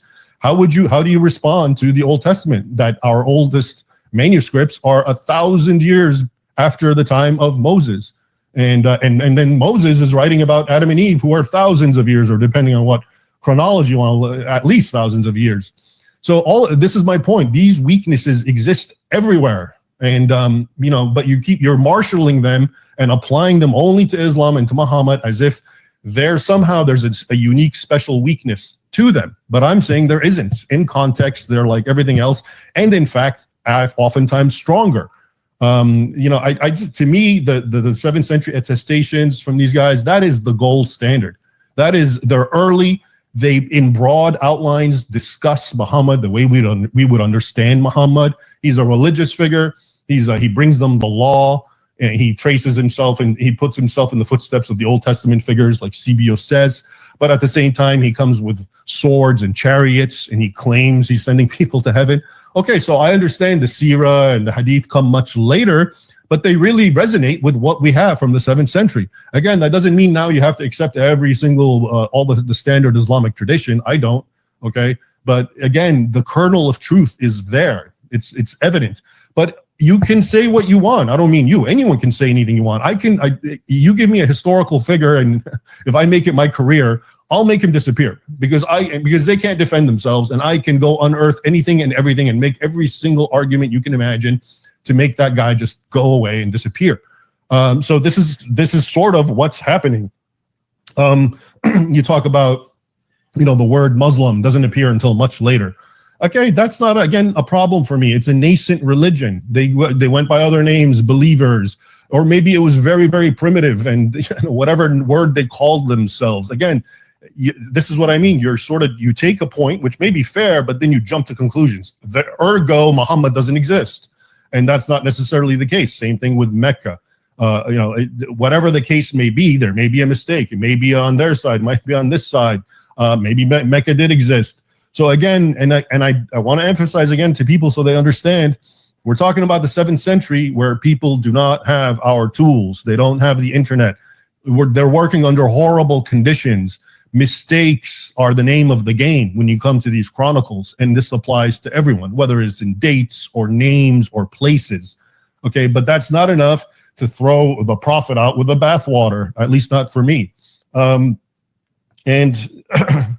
So yeah, again, I'm gonna ask I'm going to ask you, Jay, to answer the Old Testament question, because I'm maybe you know something I don't, and because to me they seem to be analogous. What we're talking about, you're casting doubt about Islam's standard Islamic narrative, and you're saying because the extant manuscripts we have are too recent. They're hundreds of years after Sahih Bukhari and Ibn Ishaq, etc. Okay, so if that's our standard, explain to me, what are we doing with the Old Testament? How do we understand it? I get the New Testament is pretty safe. I get that. But what about the Old Testament? Does this not perfectly apply to the Old Testament? And does that not then, the very same standards that you are raising, cause huge problems for Christians and Jews? How do we get by it? So on the one hand, this again underscores that you can do this to everyone. Okay, we lose early manuscripts, but we have something later. I mentioned Caesar. Everyone assumes what he wrote. Okay, but it's actually 800 years is the most recent copy we have. So, these are, to me, not arguments, or if they are arguments, then we better say goodbye to all of history, because every piece of history is susceptible to these sorts of arguments that are essentially being weaponized for one particular reason. And I guess this is the ultimate point we have to get to. This, in its origin, is a polemic, and I get it, and I have no problem with it. It's a polemic against Islam, and it should stay that way. But it's sort of spilled over, and I'm going to elaborate this a little more, maybe in my closing remarks. And it's almost becoming a polemic against non-Muslims. And what is a polemic? Well, it comes from the Greek word polemos, it means war. Okay, it belongs against the Islamic front. I get that. I've on record, I said I don't think it's very strong, but who cares? That's my problem. That's where it belongs. But I often wonder, what are we doing? Not just you and me, but when non-Muslims argue this, what is to be gained by this? Newsflash, I believe Muhammad existed, but he was a false prophet. That means Muslims are deceived.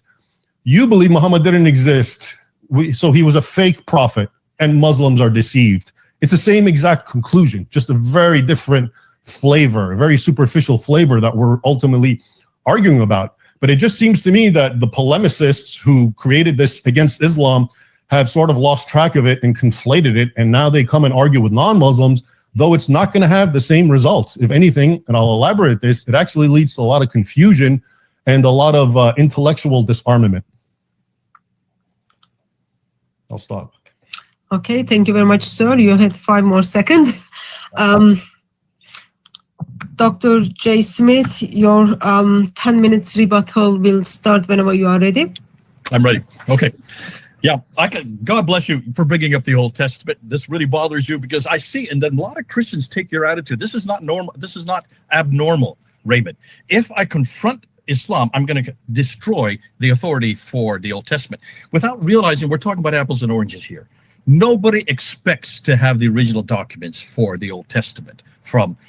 No one expects to have Moses's five books. We don't expect that from 1400 BC. We don't expect anything from the Old Testament because there's no manuscripts that could have existed that long. So don't even ask that question. We're not looking for documents. So what do we do with the Old Testament? Listen, when I lived in London, I would take people on the British Museum tour, one of the best museums in the world, by far the best for the Bible. God bless the British. They went all over the world. They stole everything and brought it back to the British Museum so that we could look at our own history. And when you look at the British Museum, there is artifact after artifact after artifact that supports the Assyrian period, that supports the Babylonian period, that supports the Persian period, that goes through all these references, every one of them in the Bible, and says we've got the right man at the right place doing the right thing at the right time. Look at the Amarna tablets that support the whole Joshua account. Look at the Ebla tablets that support, now we know where Sodom and Gomorrah are because of the Ebla tablets that were created in 2300 BC and were destroyed in 2300 BC, a good 400 years before Abraham even lived, and yet support now these great cities that only the Bible talks about. Look at the Mari tablets. Look at the Nuzi tablets that support all the customs from the time of Abraham. So there's an enormous amount of material. Are you not aware of this, Raymond? All the archaeological evidence that we have. Why are you not putting those out? Because you cannot find any other piece of literature except the Bible. And Dr. Gluck says it very clearly. There is not one artifact that has been found anywhere in the world that controverts a properly understood biblical statement. That's beautiful. Only Gluck said this is the only piece of literature that can maintain that. We have so much reference for the Old Testament. We have 50 Old Testament people that we can now identify just because of the artifacts. We don't look for documents because documents wouldn't have lasted that long. So when you're looking at the Old Testament, do not suggest that we have the same problem that Islam has. See, Islam cannot make that excuse because they're only 1,400 years ago. We're talking about the 7th century. That's recent history. And I'm asking, where are your documents from 1,400 years ago? If we can come up with 24,000 manuscripts for the New Testament alone, if we can come up with 8,500 Greek manuscripts, 10,000 Latin Vulgates, another 19,000 in 11 different languages for our New Testament alone, not all of them are complete. And if we can come up with 86,000 early church fathers quotations that are outside the manuscript evidence, 36,000 that predate the 4th century, that's 300 years before the Quran. If we can come up with such a treasure trove of manuscript evidence for the New Testament, why can't the Muslims do the same when they're 700 years later and they can't find one document, not one document for their Quran, not one document from the 7th century, from the 5 that were made by Uthman and sent to 5 different cities in 652. Not one exists today. That's only 1,400 years ago. Why is it Christianity can support the New Testament so much better? Because we wrote it down. Matthew, Mark, Luke, and John wrote it down right from the very beginning because they knew that this would be a problem, because God knew that this would be a problem today, because God knew that you would ask that question. God bless you for asking the question. I could go on for an hour showing you how great the Old Testament is, but I'm not going to use documentary evidence. I am for the New Testament because thank God for the early church. They wrote it down, knowing that we do not trust people's oral tradition. I don't trust oral tradition. Look at this debate today. Now ask all these 1,000 people who are watching us right now to write down what we've just said. Listen, you get 1,000 different ways of saying what we just said.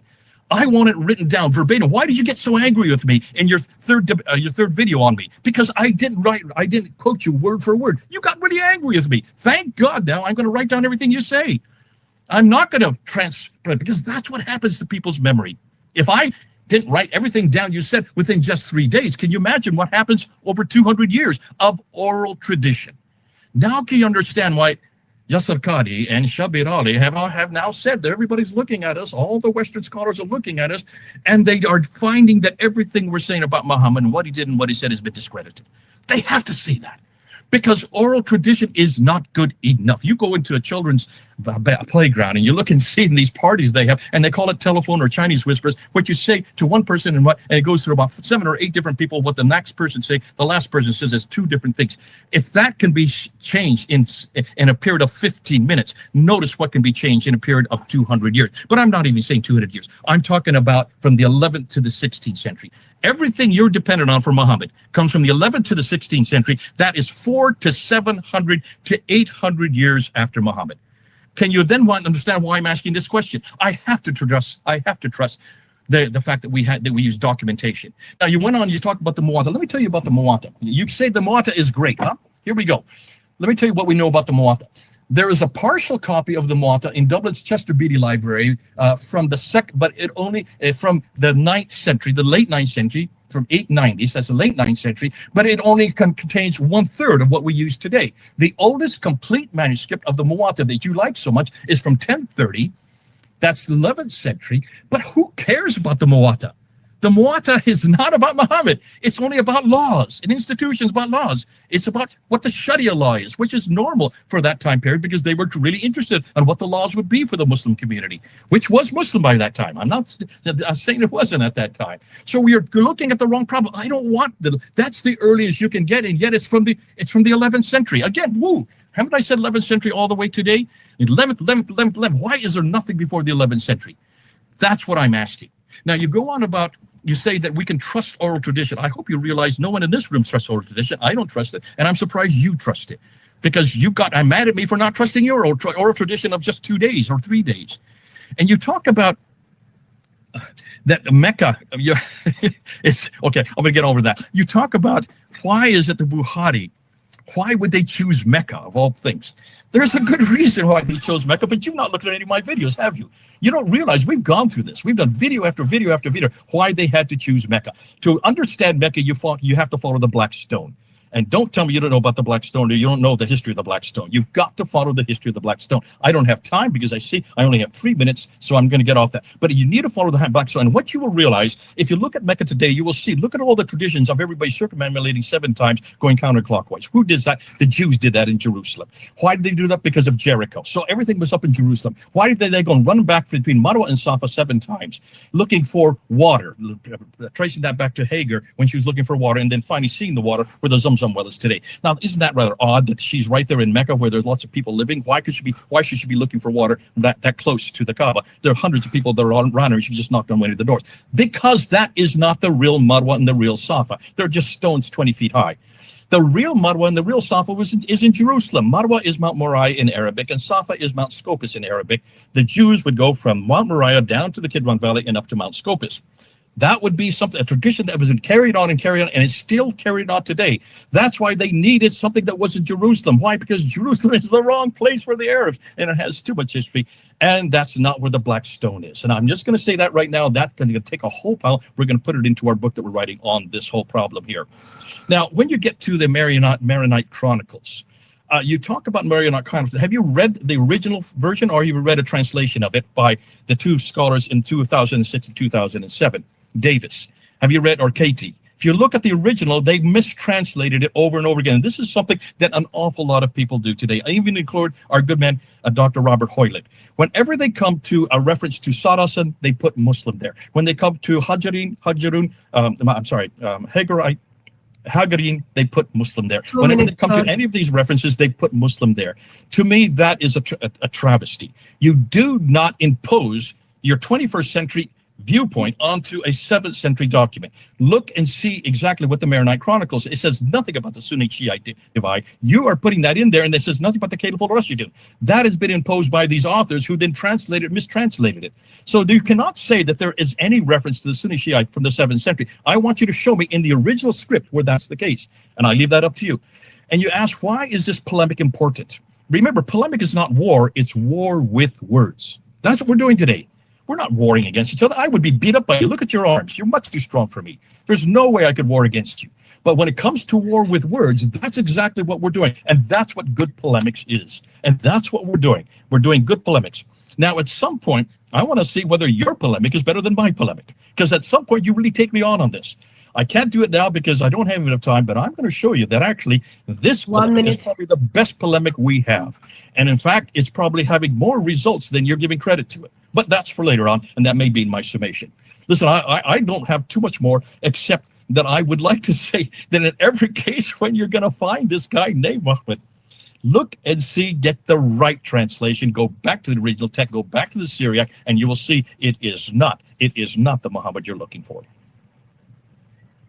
Okay, thank you very much, Jay. You had 30 more seconds left. Thank you very much. So that was the second part of the rebuttal. So we've closed the rebuttals, and we will move to the 8 minutes of closing statements.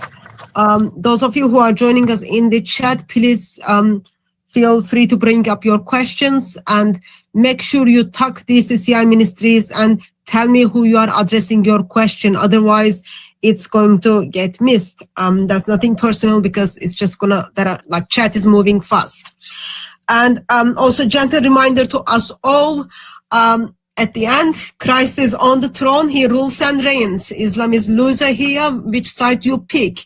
So those of you who are in the chat, especially, please make sure you remember that you are talking or listening to your brothers in Christ. So, Raymond Ibrahim, your 8 minutes of closing statement will start whenever. Just a second. Whenever you are ready. I'm ready. Okay. Thank you, Jay and Hatun. I'll close it off by saying what I actually said in my original videos when I made it about this topic, which is, again, we have to understand when it comes to history, this is not a hard science. It's a soft science. More is the pity, and no one laments that more than me. Okay. There's no one, you cannot prove anything, especially when we go back 14 centuries. You can make arguments, and that's what everyone here has heard. You've heard my side of the arguments, you heard Jay's arguments, and in the end, people will just go with what they gravitate with, which actually resonates with them. And oftentimes, it resonates with them for personal reasons as well, okay? But what I've said when it comes down to it, I've given you the gold standard of existence.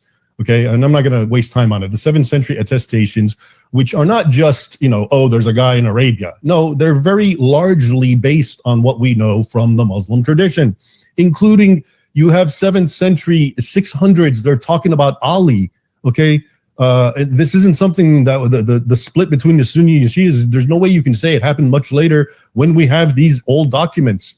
Okay, but again, Jay can make his arguments and it's all legit and it's all fair. That's what it is. This is what revisionism is all about. Okay, but now to me, and I'm going to close by asking, what is the value of this? What is the value of no moery, as I call it? I submit to you that it's very audience specific. Put it this way, there's two people in this whole world and only two. There's Muslims and non-Muslims. And how this specific doctrine impacts both groups is very, very different. Okay. I've already talked a little bit about how I think it doesn't have much impact on Muslims. But having said that, I'm not against it. By all means, Jay or whoever wants to use it as a polemic, I think they should, because that's where it belongs. Okay, this is actually what it's made for, to talk and challenge Muslims about their origins. I have no problem with that. But I've already seen, for example, a recent poll which showed something like, it showed what causes Muslims to leave the religion. And I think the first one was the internal argument, basically about the character of Muhammad, right? And I didn't even see this one. But again, I don't want to be shutting all the doors. It is a polemic, and it has potential to be very powerful. Because if you get a Muslim to believe Muhammad didn't exist, okay, well, that's the end of Islam for that person. But I'm really interested in what it's doing to non-Muslims.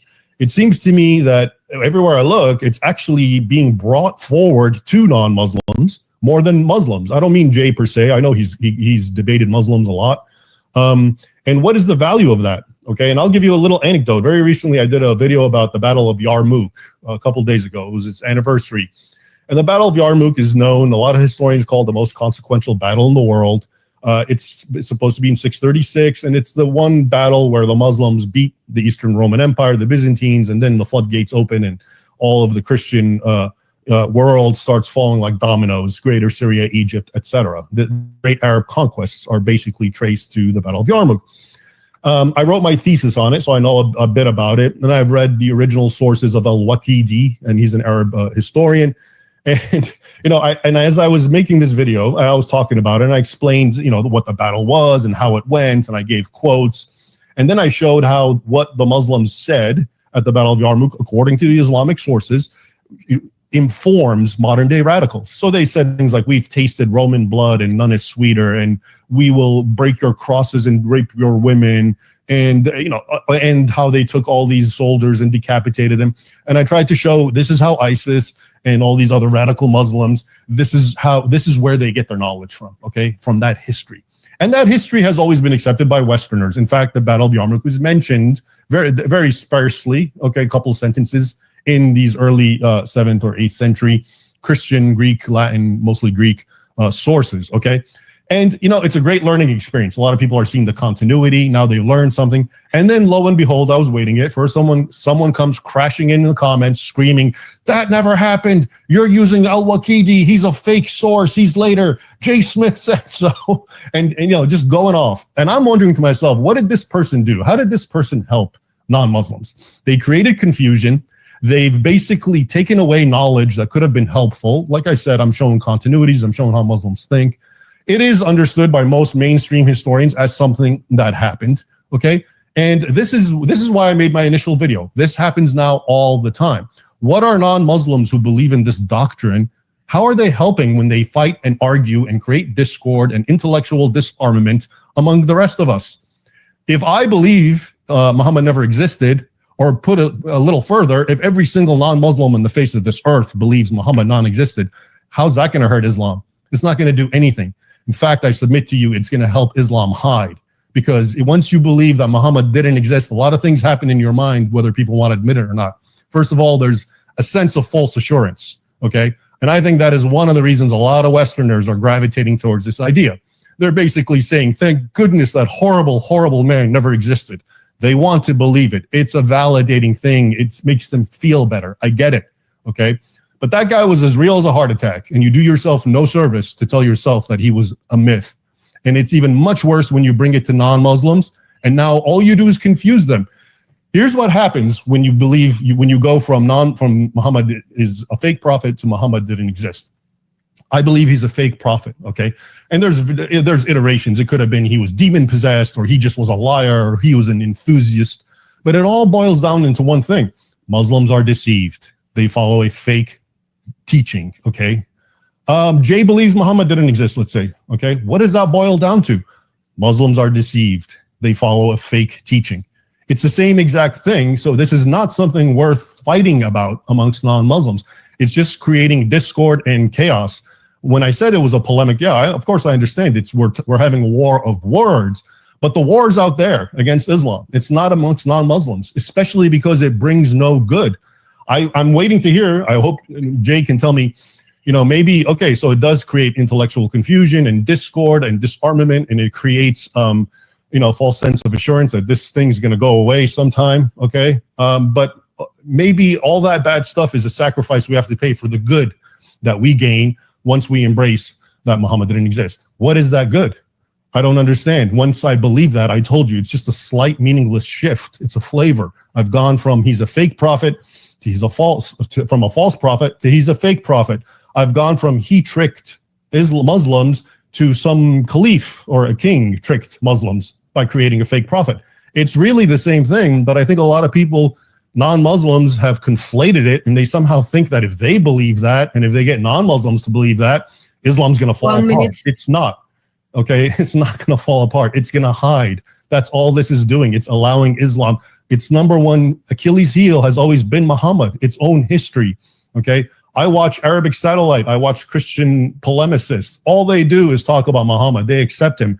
And they're responsible, Abuna Zakaria Botros, Brother Rashid, they're responsible for millions of people leaving. Again, I'm not attacking. By all means, Jay, use this polemic. But it just belongs there against Muslims. It's not helping our side. Okay, thank you very much, sir. You still had time. I do. Jay Smith, whenever you are ready, your 8 minutes of closing statement will start. Thanks so much, Raymond. Yeah, this is good. I think we've gone through an awful lot of material. Obviously, we are going to get a lot of questions. People are going to throw questions. We're probably going to unpack even more than what we've been saying at the moment. Now, the question comes down to, and Raymond's done a good job of summating what he believes and concluding what he considers to be a very weak polemic, and possibly even it doesn't really have a place on the shelf for Christianity, and we're just really not really making much sense. I'll get to that. I'll end with that, because I think in some ways this is probably the strongest polemic. But let me end with that. Let me just say this. Today, we ask the question, did the Muhammad of Islam exist? How many of you are convinced now that this Muhammad, who received the Quran, spent 52 years in Mecca, 10 years in Medina, do you think that Raymond has supported that Muhammad? Or has he supported another possible Muhammad? A Muhammad that I would submit is not at all the Muhammad of Islam. In fact, Muslims who are watching, do you agree with his Muhammad? It looks like he needs to find that Muhammad, and he says history is not good enough. We cannot prove anything by history, but yet he's a historian. He proves everything all the time by history. Look at his videos. He does a great job. Look at this book that I've read here. This is a great job of looking at how the defense of the West. That's all historical. So you can't say that history doesn't prove anything. The reason we go to history, the reason we don't want to repeat it, the reason we go back to it and trust it is because it does talk about real truth, about real people doing real things in real places. And if those real people did not do things in those real places, then I chuck them out. I don't want anything to do with them. So that's why we're even asking this question. I didn't want to ask this question. This was not a debate I wanted to do. I really wanted to talk about Mecca and the Quran. Those two are really debatable, much more so than Muhammad, because it's getting visceral, and I'm going to get an awful lot of hate mail, and I'm going to get probably a lot of death threats, because I know a lot of Muslims don't like what I'm saying at all. And the reason is very simple.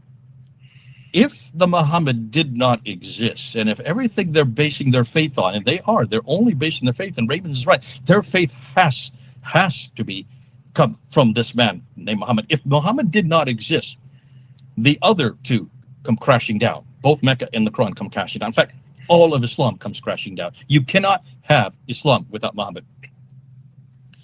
And you can see the dilemma that this is going to be for Muslims. Not for me, not for Raymond, but for Muslims, this is a huge dilemma. That's why they won't let you even question this. Notice, around the Muslim world, there are two things you may not critique. The C-295 law in Pakistan. If you question Muhammad or if you question the Quran, it is a capital offense. Why do you think they have those two laws? Why is it only those two you can't question? Because those are the weakest parts of Islam. Those are the two weakest pillars that hold up Islam. Without even one of them, Islam falls down. And we've been questioning one of those pillars today, which is absolutely dangerous to do so. For me to even make that statement, look what happened to Robert Spencer. For me to even say so publicly, look what happens to anybody. Those Charlie Hebdo cartoons. Look at Hatun. Look at what has happened to Hatun because she questioned him, and she wore those shirts with the cartoons on her. That's something you do not do. You don't touch Muhammad. You don't touch Muhammad, and you can see why. Because without Muhammad, if nothing, Islam is completely flat, goes completely kaput. Now, Raymond, you are right. What's the value in doing this? What's the value? Listen, everything that you do on the internet. And you may do that in Christian circles, but I don't see you doing this in a mosque. I don't see you doing in questioning Muhammad or his fakeness. I don't see you doing that in a public context because it is very dangerous to do this in a public context. And that's why you only do it on the internet. And I go all over the world. In fact, I'm going to be in 3 different countries in just a month in Africa. And I've been there now 3-4 times. I go back to Africa all the time. And I go to where the Muslims are, and I go to where the church is, and I go to where the church is being persecuted. And in everywhere I go, they say the same thing to me. Jay, we can't use Raymond Ibrahim's material. We can't use Hatun Tasha's material. We can't use David Wood's material or Sam Shamoun's material. As good as it is, because if we use that material, we get killed. They come to us with machetes and they kill us. We cannot mock Muhammad because they see it as a mockery whenever you call him a fake Muslim, a fake Muhammad. They call it as a mockery. But you, Jay, we want you. We want this material. They tell me this. In fact, I'm going to be there in just a little over a month. I'm going to be going because they want this material because this material doesn't mock Muhammad. This material does not attack Muhammad. We don't even talk about Muhammad. The only thing we say is, prove to me he existed. It takes the onus off my shoulder, and I don't say anything. I don't waste any time about Muhammad because if he didn't exist, why waste time on him? I don't waste any time opening up the Quran and looking through all the violence or all the misogyny in the Quran. I don't want to. What a waste of time for me. I did that for 35 years. I no longer do that. Why? Because if the Quran didn't exist, what's the purpose? Not in the 7th century in its complete form. So can you understand why you may not like it? And I understand. And as long as the internet, please continue to do that, Raymond. Don't stop doing it. We need you and Hatun, and we need Sam Shamoun, and we need David Woods to continue attacking that Muhammad. Because you are right. 99% of the Muslim world believes in that Muhammad. And he must be brought down to consideration. And we must compare him with Jesus Christ. And in every case, he fails with Jesus Christ. Thank God you keep doing what you're doing. Don't stop doing that. Don't stop doing that. However, I'm not interested in a Muslim on the street. I'm not interested in the Muslim on the internet. I'm interested in the makers and shakers. I'm interested in the Sauls who become Paul. Remember, Saul was an intellect. Saul was an academic. Why did Jesus choose 12 disciples and he had to choose the 13 named Saul? Because he needed an intellect. He needed an academic because he needed someone to really confront. I have 2 minutes. Okay. He needs someone to confront the whole foundations of what the Jews and the Gentiles were throwing at Christianity. He needs somebody of that caliber. And look and see what happened to Paul once he became Paul. He confronted right, left, and center. He wrote the best theology we have today. And he started church after church after church after church. He got beat up. He got thrown into prison twice. They almost stoned him to death. He caused a riot in Ephesus, and they finally killed him in Rome. That's what I'm looking for. I'm looking at Sauls who become Pauls. I'm looking at the makers and shakers. I want the intellects, the academics. This is an academic argument. You're right. It is an academic argument. I want those to come through because once we get those through, the rest of Islam's going to follow. Because look and see what Paul has given us. Look and see the legacy he has left behind. That's why this argument, you say it may be the weakest argument, but it's not on the academic scale, and it's not. And even the academics are now realizing that they cannot support their prophet, either what he said or what he did, because it's all been discredited by the very historical critical method that we have supported Jesus Christ. It's because we have had 200 years of supporting what he said and what he did that we know that Jesus Christ did exist. We know he did die on the cross. The only question that is now on everybody's mind is, did he rise from the dead? And we can even support that because of a historical criticism, because of the historical critique. That Islam is just now beginning to be hit with. There's very few of us. That's why you're saying the most popular way of coming to Christ is not through this. It's because no one else is doing it but me and Mel and Robert Spencer and Odin LaFontaine, whose names you don't even know. That's why there's so few of us, but we want everybody to start coming on board because, folks, you don't have to be killed. I don't get death threats anymore for this because it is by far the best polemic we have. Okay, thank you very much, Jay. And that was the officially end of the debate. So we had 20 minutes of opening statements, 2 rounds of 10 minutes of rebuttal, and 8 minutes of closing section. Raymond Ibrahim, thank you very much, as well as Jay Smith, thank you very much. It is good to be reminded again and again that Jesus Christ is the winner. He is on the throne. It's good to see brothers are having discussions and debating these topics. And so right now I've got 96 questions being started. So that means you've got 96 questions to answer, gentlemen. Would you like 5 minutes break before we sit down for the questions? Sorry, you are muted, sir. 5 minutes. Yeah, I'll go get some water. Okay, we will have 5 minutes worship song, and then once everyone is gathered together, we will pick up where we left. Meantime, those of you, you can bring up a couple of more questions if you want. After that, I will stop taking questions. Let's listen this one.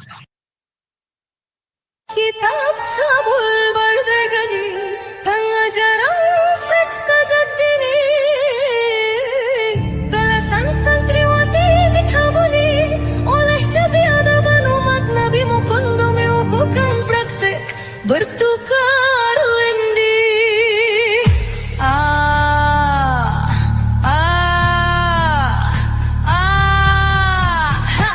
dan Allah berfirman, istri-istri kalian adalah ladang kalian, maka datangilah ladang kalian itu semaumu dan kerjakanlah untuk diri kalian. Maka orang Yahudi berkata, kalian itu kalian binatang.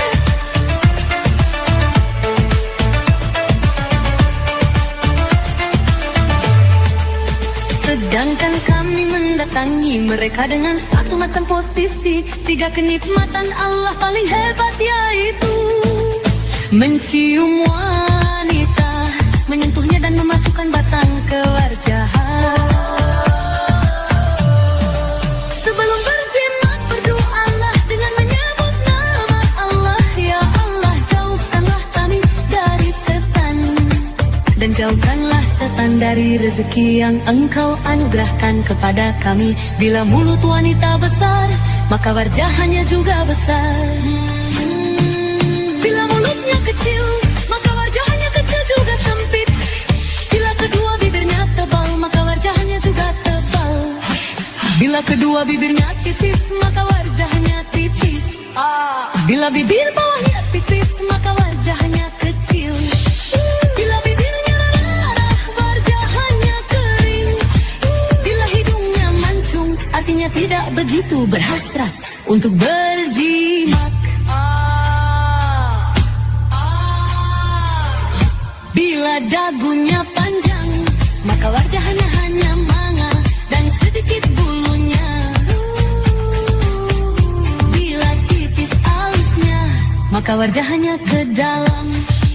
Bila wajahnya lebar dan lehernya besar, maka pantatnya kecil dan wajahnya besar serta sempit. Bila banyak lemaknya, maka besar juga wajahnya. Bila matanya bercelat dan lebar, maka sempit rahimnya. Bila bokongnya kecil, maka besar wajahnya.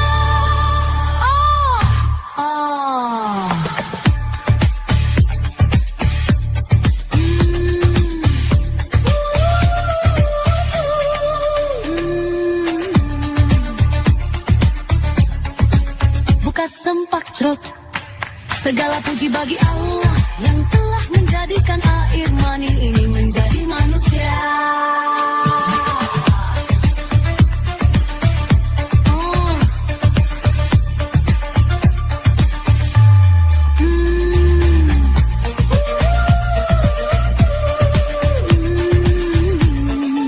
Buka sempak cok.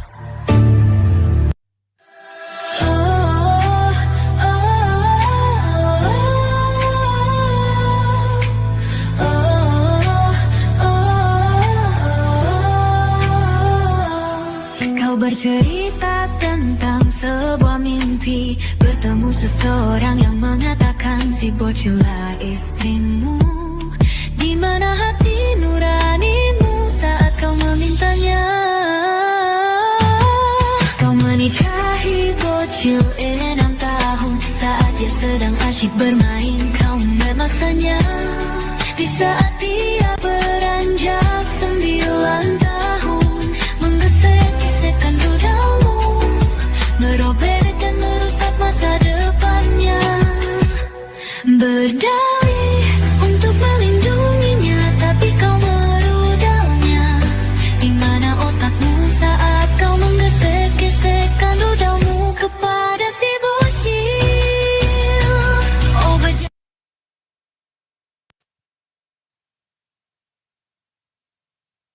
when Raymond Ibrahim returns.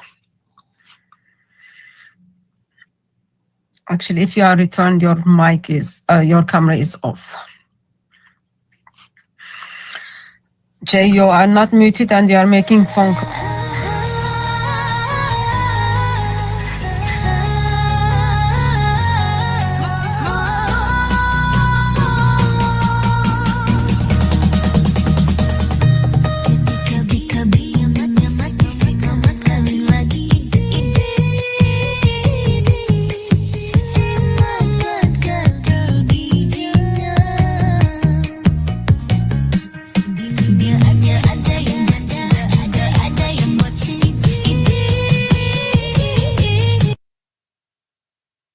I think your YouTube is on.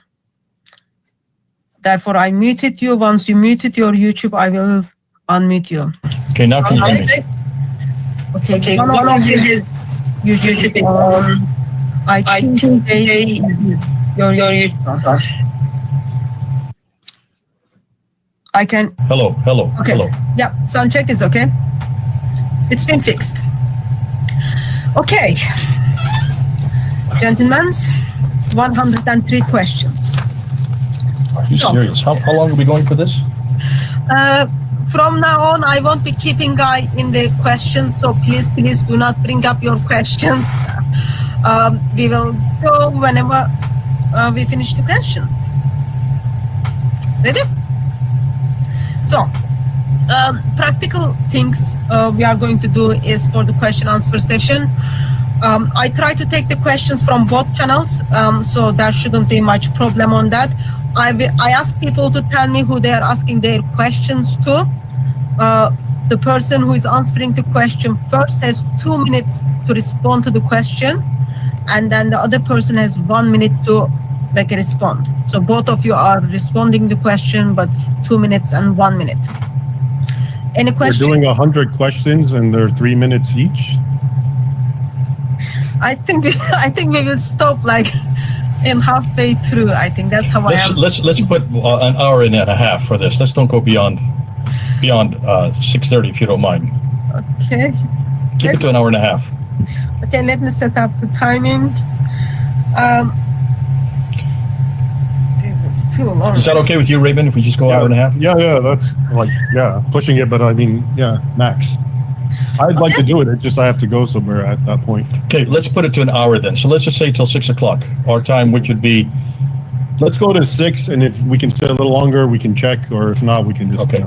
So go for an hour on this, and just choose the best questions, Hatun, that while we're speaking, try to get questions that aren't the same. I can't choose the best questions. There is like 104 questions. So we will start with the super chats first, and the questions comes with that, and then we will go through what I am starting 1 hour, so should be okay. Okay. Okay. this is for Raymond Ibrahim. So also I will put the message on the screen for you to see. So this is not a question, just spare chat to Raymond Ibrahim. Would you like me to read it, sir, or you are happy? Oh, you want me to read it? Yeah. Big Greece. Woo, I love this. Happy to see these individuals together discussing things. Yeah, me too. Thanks.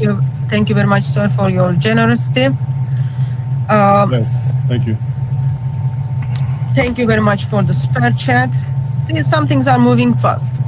Oh, okay. Hatun, you're getting wealthy, or are these all for his channel? They are kind of both channels, so we are going to be pretty rich person end of this live stream.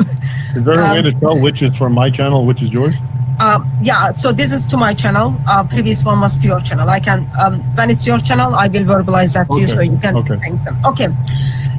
Thank you very much for your spare channel. I could make a personal example that Raymond will get instantly, but the only 3 known inscription about the presence of my people in ancient times are Medinet Habu and the Tel Dan and Nora stones. I have no idea what is this about. Raymond Ibrahim, do you have any? I think there may be some puns in there, but I'm not sure. Okay, I'll just say thank you. I hope you didn't. He may have, he or she may have overestimated my ability to serve. Yeah, that's can I do sound check for Raymond Ibrahim?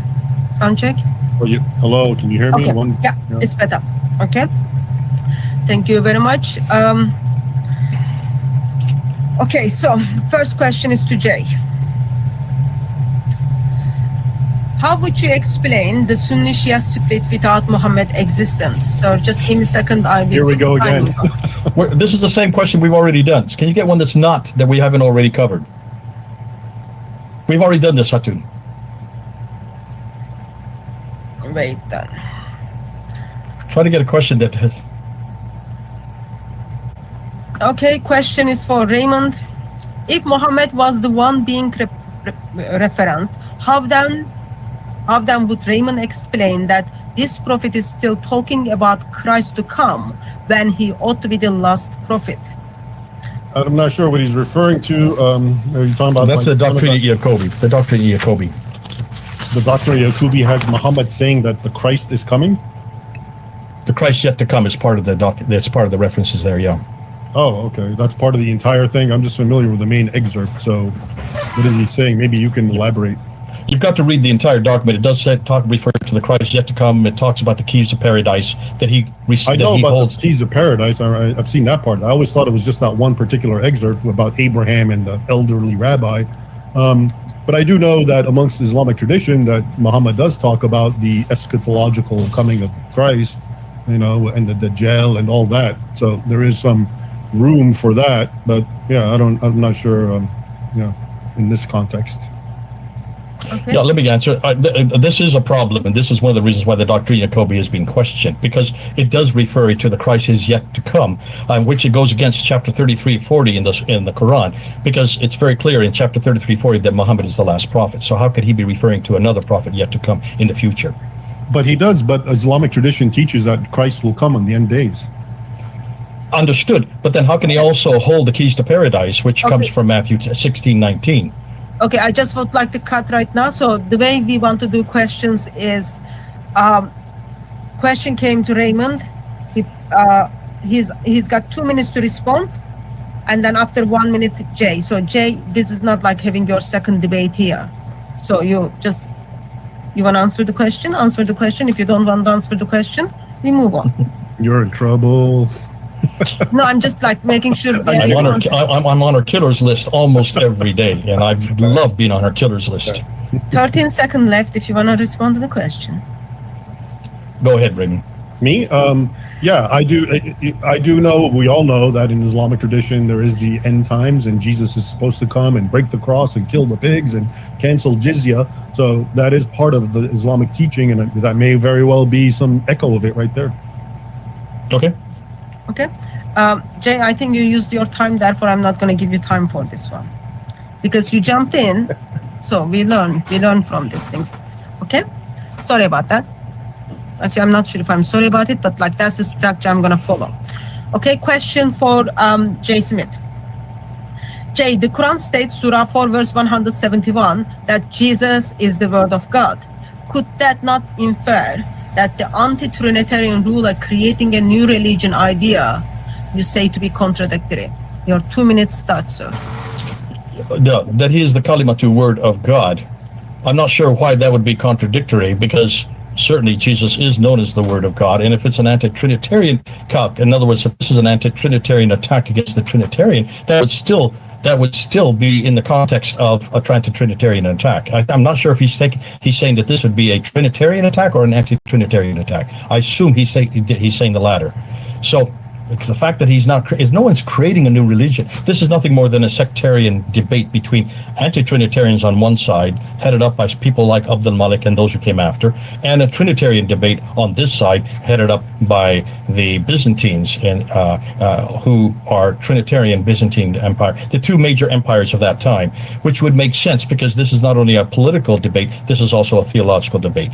But it's not that they're starting a new religion. That came much later. It was much more of what you see even today with the Jehovah's Witnesses or who are Arian. Also the 4th century with the Arianism that's in that time period as well. Okay, you've done? Do I still have time? You still have like 49 seconds. Sorry. Okay. So this Anderson, I wish you could define what you mean or what you're saying here, because if this is inferring that this is not an anti-Trinitarian debate, then you're going to have to help me with what's on the Dome of the Rock and what's on the coins by Abdul Malik, which look almost in every case, look at the inscriptions on the coins that are from 692 to 693. Look at the inscriptions that are from 696. They're all attacking Jesus' divinity. They're in fact attacking the Trinity, and they're attacking his sonship. That's an anti-Trinitarian attack. It's not a new religion. It's very strong Arian kilk, which was quite normal, which was quite understandable. That's been around since the 4th century. It's still around today in the 21st century. Okay, thank you very much, sir. Raymond Ibrahim, you've got 1 minute to respond. Can we pass? You can pass. Okay, I pass. You want? Okay. Let me bring up next question.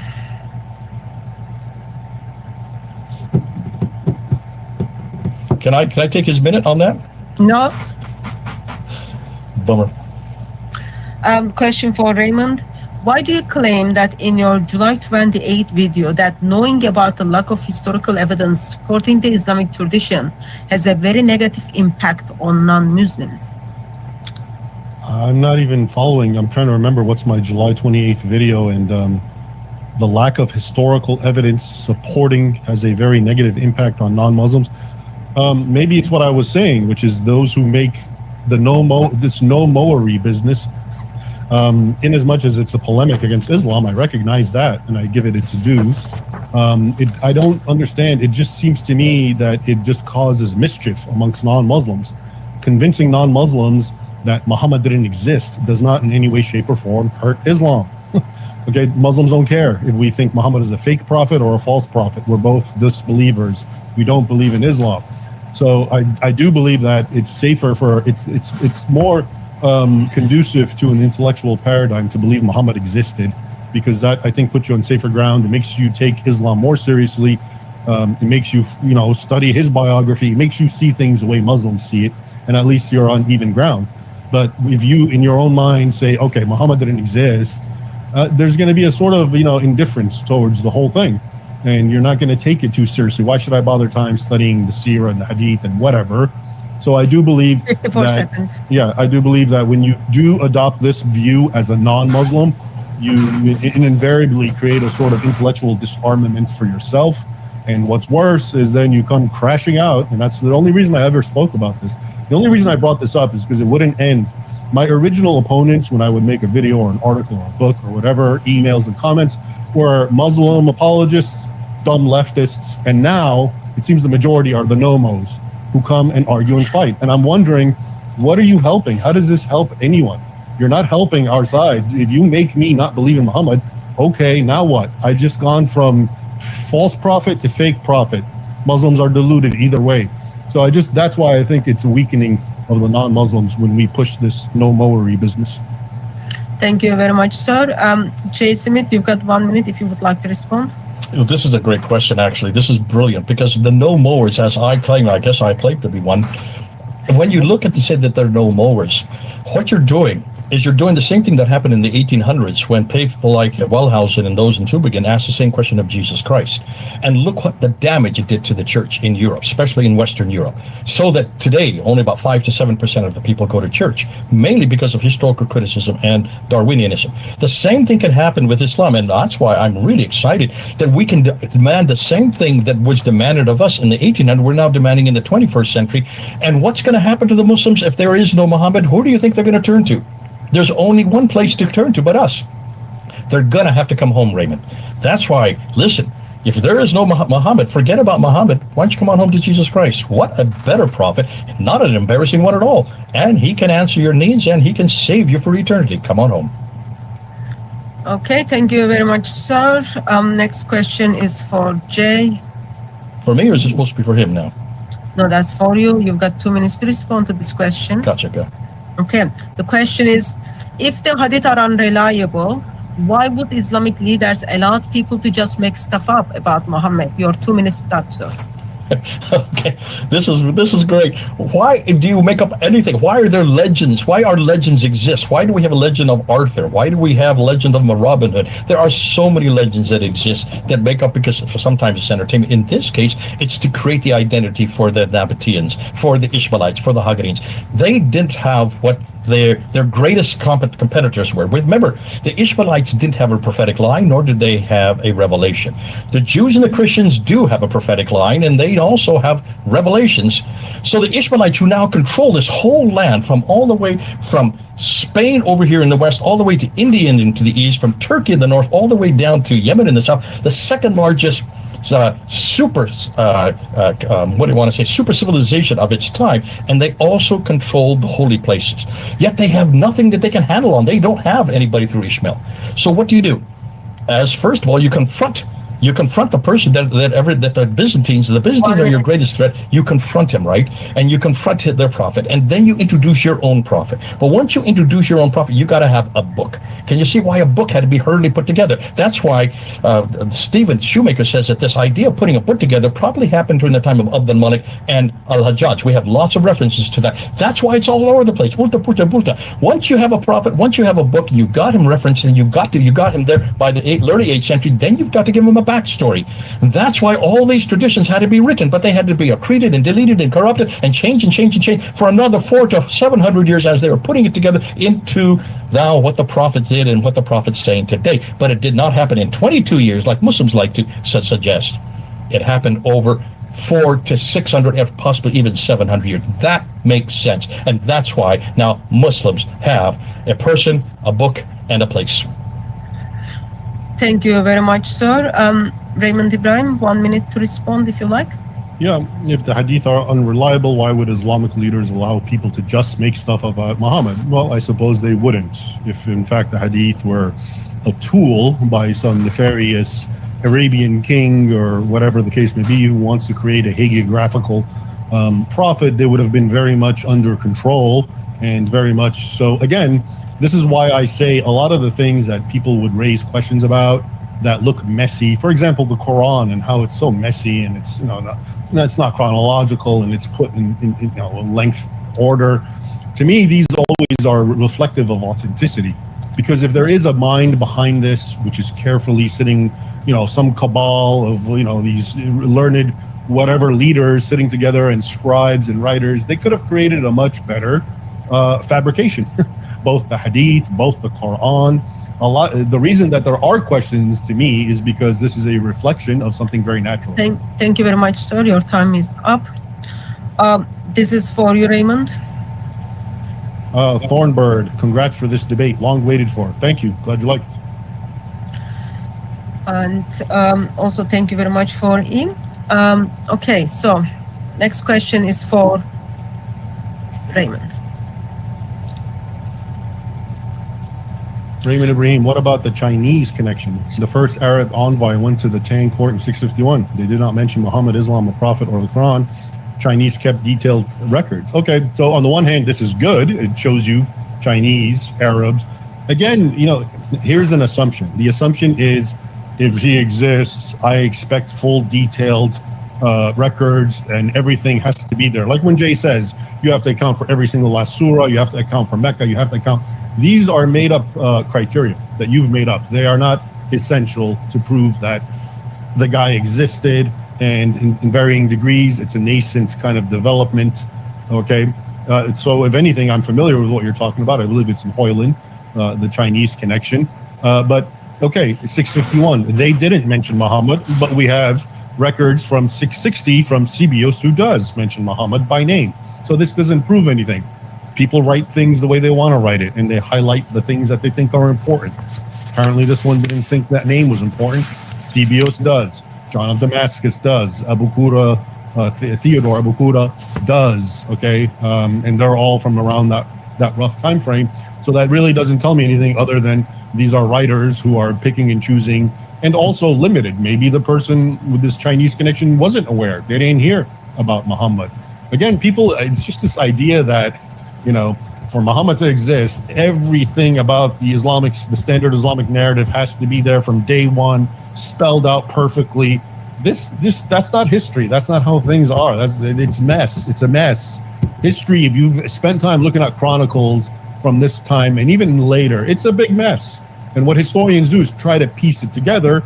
But if you have a polemic involved, well, okay, now you can exploit this mess and say, aha, the guy doesn't exist, which, as I said, I'm fine with that as long as it's directed at the correct target. That is to say, Muslims, and not spilling over with non-Muslims, where if you change their mind, nothing changes, but you do create a lot of confusion and discord. Thank you very much, sir. Your time is up. Jay Smith? Yeah, I think Raymond's missed the point on this question, and that's fine. What the guy is saying is, why is it someone from way over in China gets it right and doesn't realize that that doesn't even mention anybody from called Muslims or from Muhammad? But if you can continue with the Chinese, they do refer to it in the mid-8th century, and they even call him Momino. So they actually refer to him in a Chinese derivative of Muhammad, and that this is the people, this is the prophet. But that's 100 years later. What's more, the reason they brought up this paradox, I think, brought up this question is because the Chinese would not have been under the jurisdiction of the Umayyads or the Abbasids or the Ottomans, who then that's why you can't find any documents about this man or this place or these people that early, because they have been derived, they have been changed and accreted and deleted and corrupted and finally put together after the 11th century. You can't do that with the Chinese. So you've got to say the Chinese have a much better record of what was happening because of the fact that they are distant and not under the authority of the Umayyads or the Abbasids. Okay, thank you very much, sir. This is for you, Raymond Ibrahim. Normal is overrated. Great debate, very informative from both sides of the topic. However, I think the clear loser of this debate is Islam. Without lies, Islam dies. Okay, I think we can all agree to that. And again, I emphasize the point that if you're a non-Muslim, the default status, the default position that you are in is that Islam is built on a lie. That's why you're a non-Muslim. You don't accept the dawah, the Islamic gospel, if you will. Now, how you don't accept it, historically and traditionally, it was, okay, yeah, Muhammad exists, but I don't believe his prophecy. Okay, he lied. He was demon possessed. He was an enthusiast. Whatever the case may be, these were the traditional understandings amongst especially Christians. Now we have a new one. He didn't exist. On the one hand, it seems so revolutionary, but it's only revolutionary when Muslims accept it. Because of course, if you're a Muslim and you're confronted with two things, Muhammad is real, but he's immoral, whatever.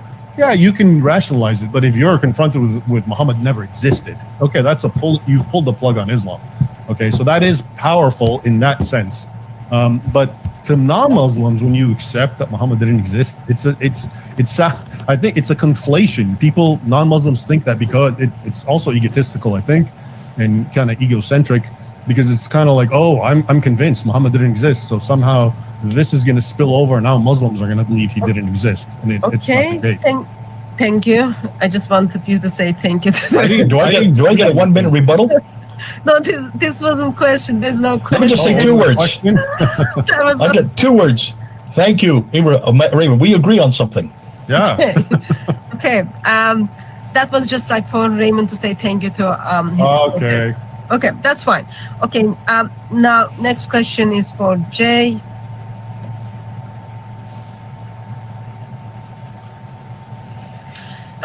Jay Smith, what kind of Muhammad you are looking for? Oh, I think this was quite normal. I said, how many times did I say? In fact, can I waste another 2 minutes just going, what kind of Muhammad? I'm looking for Muhammad of Islam. That's what the title of the debate was. And, for Muslims who are listening to this debate, they must be, it must be tragic on both sides, because both Raymond and I are really coming to the same conclusion that even the Muhammad that they want, the Muhammad that they have to have, which is the Muhammad of Islam, which received a Quran, all 114 surahs, lived in a place called Mecca, and was there for 52 years, and did all of this before 632 when he died. This Muhammad, both Raymond and I realized you cannot support. You can support all kinds of references to Muhammad. Raymond really likes Sabaeus. He went on, I think twice now he's talked about Sabaeus. He didn't read the rest of Sabaeus.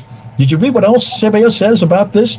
He said that that he went with 12,000 Israelites. They divided amongst their tribes, 12,000 Israelites, attacking the Byzantines in the 7th century. Is there any historical record of Arabs or Muslims, in this case, as you were claiming, with the Jews invading Byzantium in the 7th century? 12,000 of them. There's no historical record. So if you're going to use Sabaeus, you're going to have to answer that part of Sabaeus. You're not willing to do that. You're willing to say, I like Sabaeus because he does refer to a word Muhammad, but he doesn't, but you don't like what else he says. And I think this is why I'm stipulating to Samuel, be careful of which Muhammad you're looking for. You can find all kinds of Muhammads, and you can find all kinds of fake stories about him, and you can find that pretty much the Muhammad that Raymond has put today is a man with a sword who is a plunderer and is way up in the north, but he's not where he should be. I want that Muhammad. I want your Muhammad, Muslims. I can't find your Muhammad, and neither can Raymond, but he will certainly do justice to the other Muhammads, many of whom are in the wrong place, doing the wrong thing at the wrong time. Okay, thank you very much, sir. Raymond, you've got 1 minute. Yeah. So Jay once again presupposes that for a historical source to be useful, it has to be 100% accurate. In which case, if we apply that standard across the board, no historical source will ever be accurate, and everyone disappears from history. So, the 12,000 Jews and so forth. In fact, there's an echo of that. That's kind of true. Maybe it's not in other sources. We do know in Medina that he was very much allied with the Jews. We know before Medina, before Islam, the Persians and the Jews were very much allied in their attack on Jerusalem. I think it was in 612 or 615. So if anything, there is some sort of accord in that sense. Maybe CBOS knows something we don't know. Maybe he has access to something we've lost. I think the fundamental thing with me is I trust these guys more because they were there, whereas Jay and I are here 14 centuries later conjecturing. Thank you very much, sir. Question for Raymond Ibrahim. Why dismiss Ptolemy? He lists tiny villages in Arabia Deserta, yet omits Mecca, only first noted in 741 AD. Doesn't this omission cast doubt on Muhammad's existence and origins? Well, from what I understand, though, Ptolemy's map was made before Mecca, according to the Muslim tradition, came into being, which I want to say 3rd, 4th century, or 5th century even, maybe 4th century. Okay, Jay will correct me when it's his turn. But the bottom line, but also these tiny villages in Arabia, a lot of people say don't exist. Okay, or they could have been a tribe or a reference. Again, it's just interesting how on the one hand, we dismiss the sources I'm talking about, but then we go to Ptolemy and say, oh, this guy's omniscient. This is a Google map and it's perfect. And it's just everything is where it has to be. And if it's not, then therefore there's no Mecca and there's no Muhammad. Okay, I hope people see the extreme sorts of jumps we're making here and assumptions. All right, it could be Ptolemy's wrong. The guy's not immaculate. He's not perfect. He's not omniscient. It could be, believe it or not. It could be, since our whole debate is essentially based on a conspiracy theory. This is Jay's position, right? Muhammad is based on a conspiracy theory by these Abbasids or Umayyads or whoever. Well, maybe it was Ptolemy who had a conspiracy. Maybe Mecca was really important. He didn't want to give it its due. You see, when you open speculation, we can say anything and everything. And but But some people, and if you're a clever sophist like Jay, you'll present these arguments as if they're ironclad and this is the criteria, this is what we all must agree to. But we don't, okay? The whole Mecca thing does not in any way, shape, or form faze me. It could be so many things, but that does not mean Muhammad did not exist. It does not mean that the official narrative, more or less, is wrong. That is a jump. That you're jumping from a premise to a conclusion, and it's a false connection. Okay, thank you very much, sir. Jay Smith, 1 minute. Yeah, obviously Raymond has not read the Quran and he's not read the traditions, because that's not the claims Muslims make. No Muslim would ever accept what you've just said. Mecca did not begin to exist in the 4th and 5th century. In the Quran, in chapter 7, look, chapter 7, verse 24, Adam and Eve are thrown out of the Garden of Eden, up in space, down to, according to traditions, down to Mecca. So it's the oldest city in the history of mankind. There is nothing earlier than Adam and Eve. If you look at chapter 21 of the Quran, Abraham is there rebuilding the Kaaba in 1900 BC. So it's a very important city. If you look at all the traditions, it's the center of all trade, north, south, east, or west. Why is it that no one has heard of this place? Yet it's supposed to be the oldest city in history, one of the greatest historical cities, and certainly the center of trade by the 7th century for the whole world. And yet you're saying it only begin to exist in the 5th century. You've got to say, show what Muslims are saying, what their traditions are saying. That's why we're confronting Mecca. Where is it?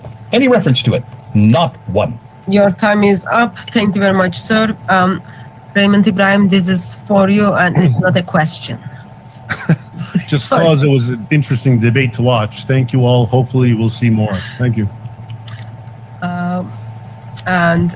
This is for you again, Raymond. Raymond was saying that we should brush off the map and the datation issues. Don't you think that mistakes have consequences? Is that a question or is that a? That's a question through Super Chat or comment through Super Chat to Raymond Ibrahim. Okay. So do I answer or what? Yes. Okay, I don't see a time thing. That's why I'm asking. Oh, sorry, apologize. Sorry. Okay. Yes. So Raymond was saying that we should brush off the map and the datation issues. Don't you think that mistakes have consequences?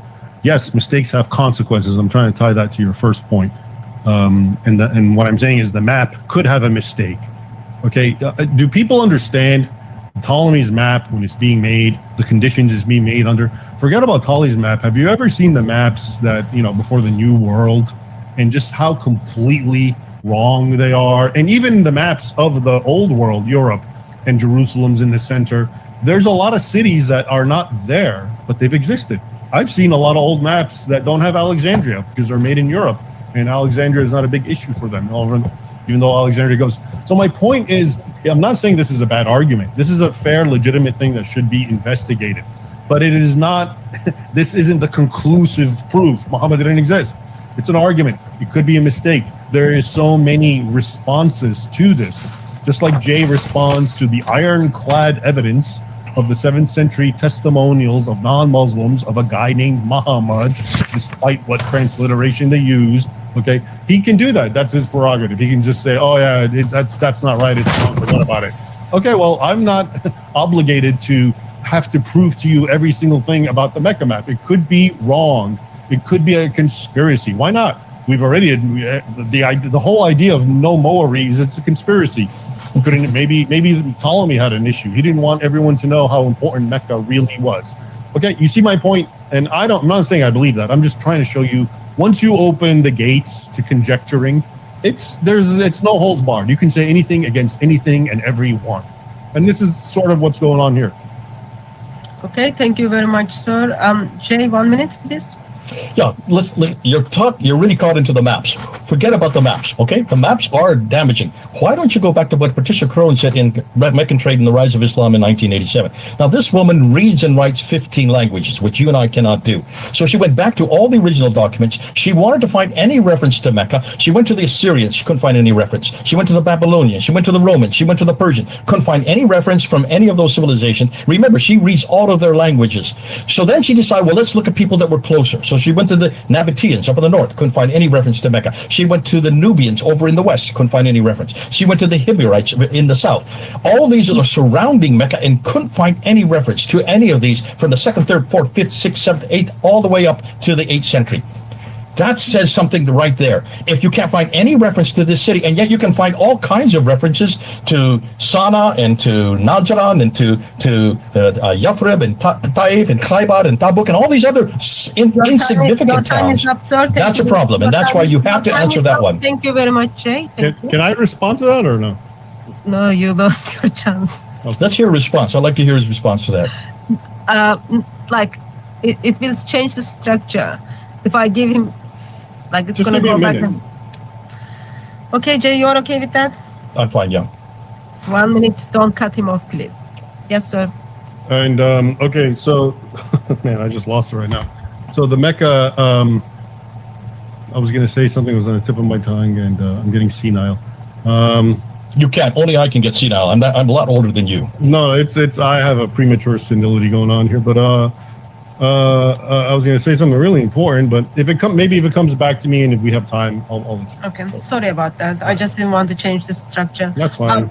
This question is for Jay through Raymond Ibrahim's channel. Thank you very much for your generosity on behalf of Raymond. Question is for Jay. It was said that Muhammad was warlord, and are there not sources for the Battle of Khaybar and other battles to verify his existence? Great question. This is another one that's going to come back and to haunt them, because we're now looking at those battles and we cannot find references to those battles for one very good reason. There's nothing down that far south. The ones way up in Khaybar, look at the ones in Khaybar. We don't have any reference from any Jewish sources because the people that he's attacking are Jews. So look at the Jewish reference. There's no reference to any battle from Khaybar in the Jewish sources. So we can't find any. And that's why this is something we're just beginning to get our hands onto, and why we're now looking at. In fact, that's something that's in situ. We're doing that as we speak, because we need to see, listen, let's unpack a little bit more. Let's go to the next rung of circles and let's look and see all these 33 battles that Muhammad supposedly either was participated in or actually planned for.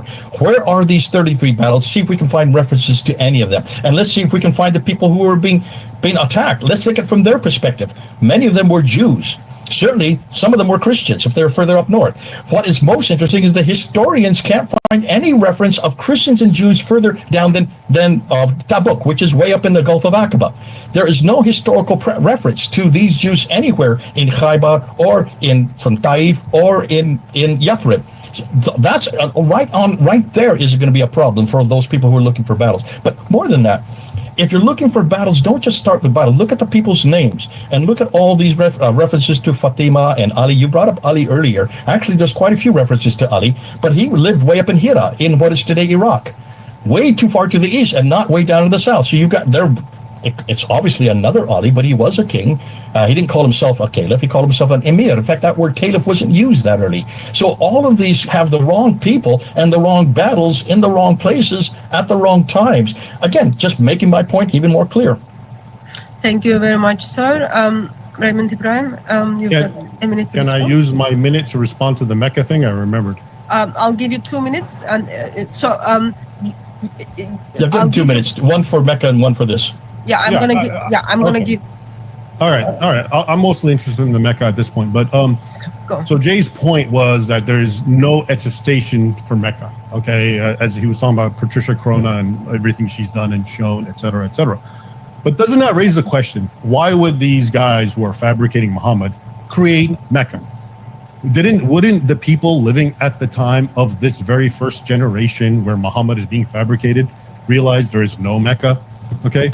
I mean, this is what I mean, that the fact that there are question marks actually validates that this is authentic. Why would they do that? If there's no Mecca, as has been delineated right now, then why would I, if I'm fabricating a story, create a fake? Wouldn't I realize that people are going to have question marks and be like, where did this Mecca come from? This is what I mean by when I say, Fatima. Why would they trace it through a woman, a matriarchal line, which is not patriarchal like Arabs and so forth. All right, I'll stop there. Okay, thank you very much. Did you want to comment on this question, or Jay? You are not. No. You are not commenting on it, Jay. You already commented on Mecca. He responded what you said, and then you already commented question on the screen. And Raymond Ibrahim if he wants to comment on this for 1 minute, I'll give him 1 minute to comment on it.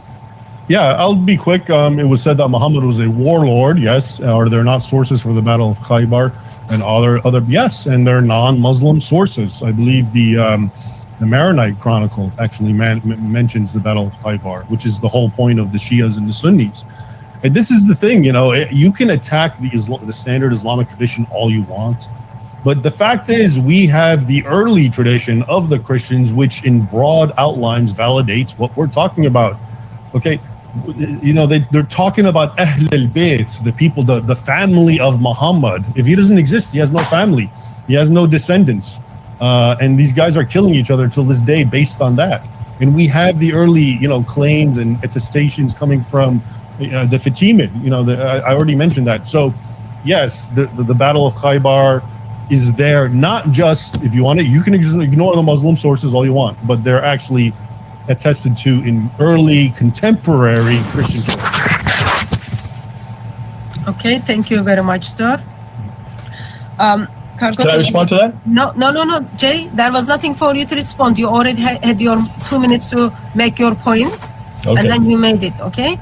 And thank you very much for your generosity here. And the next question, I'll give 1 minute to both of you because this is coming through super chat and it's not being addressed to his question is being asked. Who did more to spread Islam, Turks or Arabs? Go ahead, Raymond. So the Arabs actually, they spread more of Islam, believe it or not, because most of the nations they conquered were Christian. All these countries from Syria, Greater Syria, which encompasses all of the Middle East, Jordan, or most of Iraq, Israel, Lebanon, and Egypt, and Libya, and Tunisia, and Algeria, and Morocco, and even Spain temporarily. These were the Arabs, or the Saracens, the Saracanos, right? The Turks come later. And they definitely do spearhead the jihad. They conquer primarily, mostly Asia Minor, the whole of it. And then they go into the Balkans much later in the 14th, 15th century, 16th, and they conquer a lot of the Balkans. And but the Arabs, I would say, are more important in the sense that, they also applied their language and their culture. They Arabized, basically, what we call the Arab world. So one nation was Arabic, Arabia, but now there's 22 because they've been Arabized. Thank you very much, sir. Jay, you've got 1 minute. No, I'm not going to say too much more than what Raymond said. And I'm going to just defer to Raymond because this is his area of expertise. He's much more knowledgeable in what comes after the origins. And that's why I've really appreciated his channel. And I would suggest people go listen to what he's saying. On this area, he is brilliant. On the origins area, I'm not so sure. But certainly on this area, listen to what he's saying. Because if you're going to say that the Muslims are the ones who did more, the Turks or the Arabs, and you're saying by Arabs, Muslims, I would say no. These are Saracens, and that gets back to the Maronite thing that you were talking about a little earlier. If you look and read the rest of the Maronite, and you will see that it is not Muslims that are doing that. These are Saracens again. These are plunderers in Khaybar. Now, therefore, the Maronites do support the fact that there were plunderers down there, but not that they were Muslims who were doing this. Okay. Okay. Thank you very much, Jay, for the question that you were not going to answer much. You already spent almost 40 seconds on it. Actually, 50 seconds. Okay, this is question for Raymond Ibrahim. Let me ask you, 100,000, is that 100,000 IDRs? Is that dollars? I don't. Is that Indonesian dollars? I don't know. You're rich. Okay, thank you, Kontala Suwata. Quran, Kufic language, created 8th century. How is it possible that a story claimed to be from the 6th century, but its language was only created in the 8th century? I find that very easy. As I already mentioned, so many societies, including today, are oral societies. Their whole tradition is memorized and bequeathed orally, and then much later it gets recorded. And this is even in Europe. It's Ireland. So much of it was like that. The Greeks, the Iliad, the Homeric, the Iliad and the Odyssey. These were all believed to be oral for centuries. Now you can say, hey, oral stuff gets lost. And that's fine by me. But you know what? Written stuff can also be wrong. And I think the oral tradition gets attacked unfairly because we don't understand it, because we're not an oral society. We're a data society. We record and we write, and that's great and that's fine. Okay. And that's why we have a weak understanding of how powerful oral societies were. Doesn't mean they didn't make mistakes. We, with our written records, make mistakes. I'm sure they did too. But, there's this idea that if it's an oral society, it's all wrong, forget it. No, I don't want to hear it. And I disagree with that. Okay. And it's not just the Arabs. And the Arabs were actually amongst the more, they're well known for they're very much into poetry and qasidas and, until this very day, and they make it rhyme in a certain way to memorize it. So for me to say that something is based on an oral tradition, one, I'm not surprised by that because almost everything is based on oral tradition. This is not an Arab or Islamic specific argument. And two, it seems weak because we don't have it anymore, and we don't have that mnemonic memory anymore. But I believe it was very strong for those peoples, and it is still strong for tribal Aborigine peoples to this day. Okay, thank you very much, sir. Jay Smith, your 1 minute starts.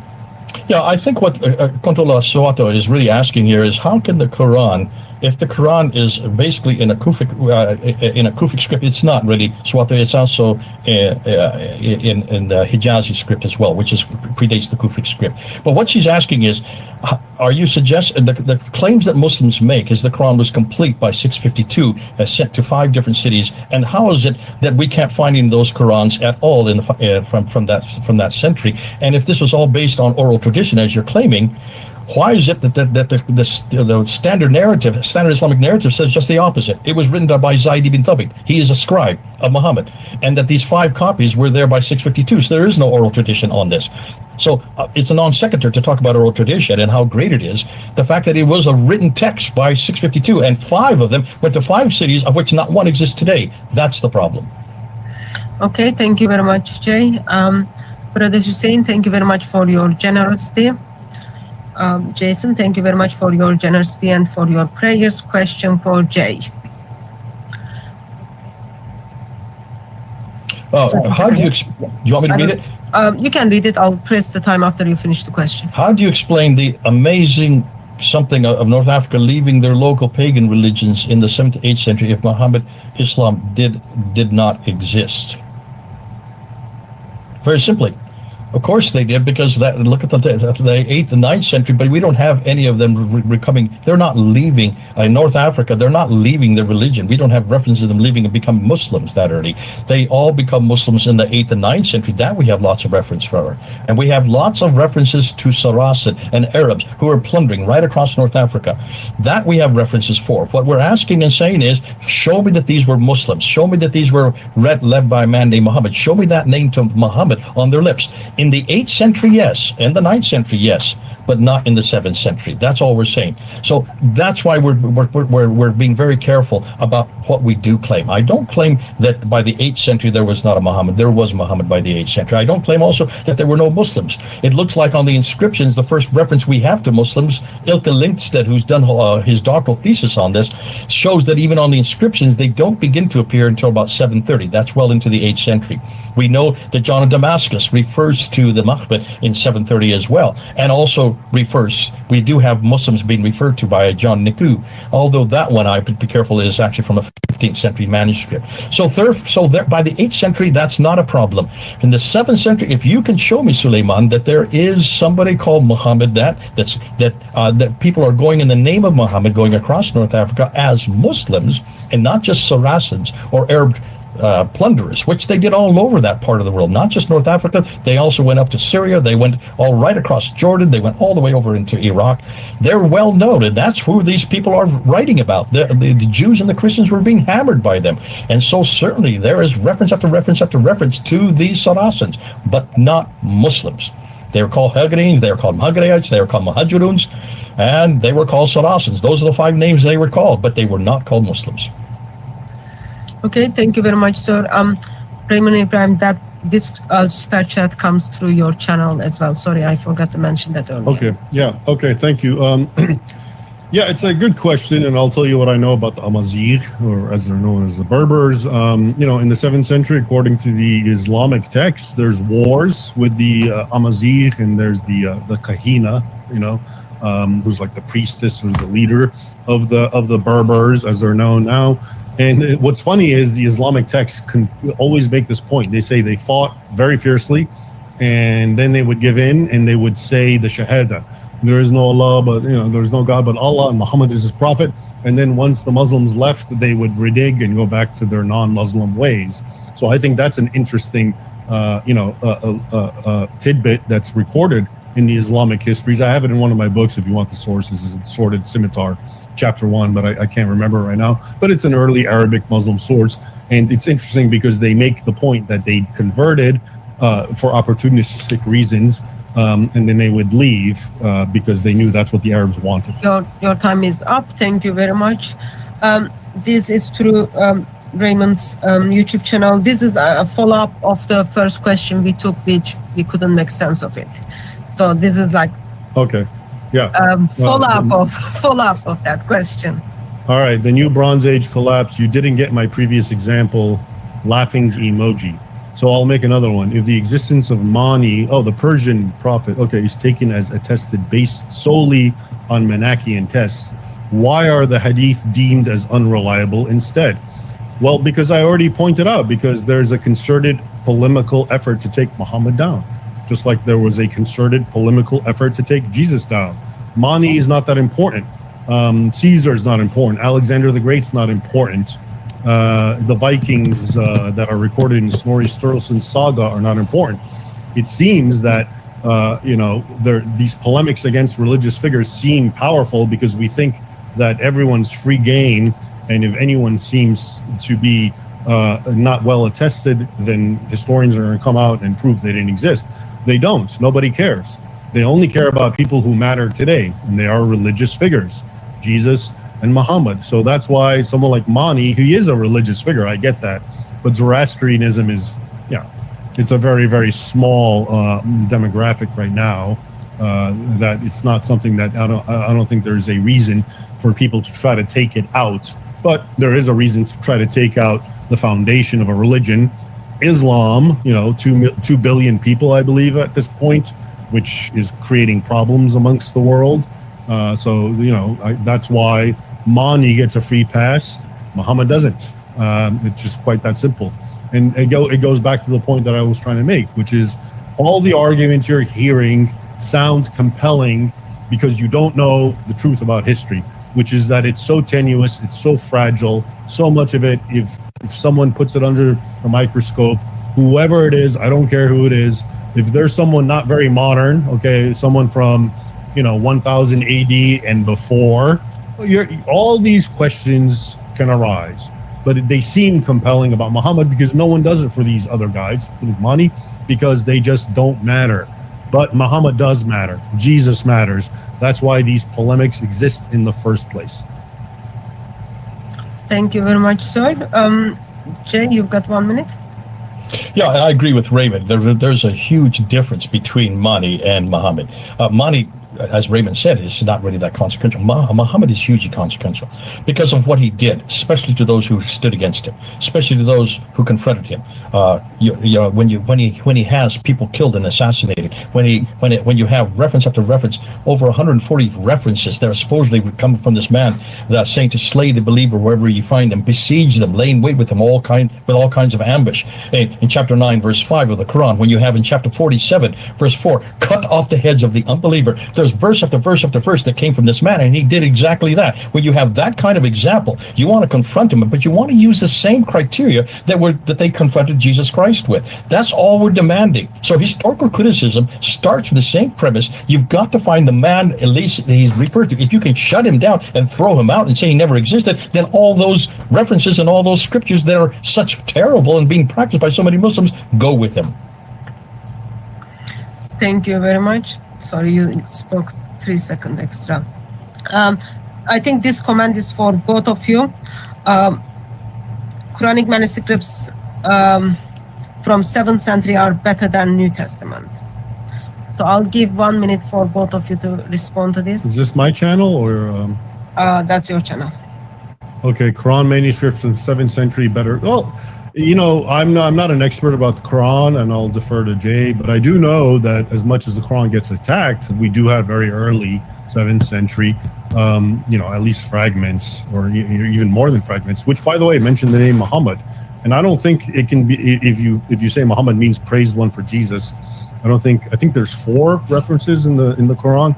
I don't know how well they actually apply to presenting as being Jesus. But yeah, we didn't really get into the Quran, and that's not one of my special fields of expertise.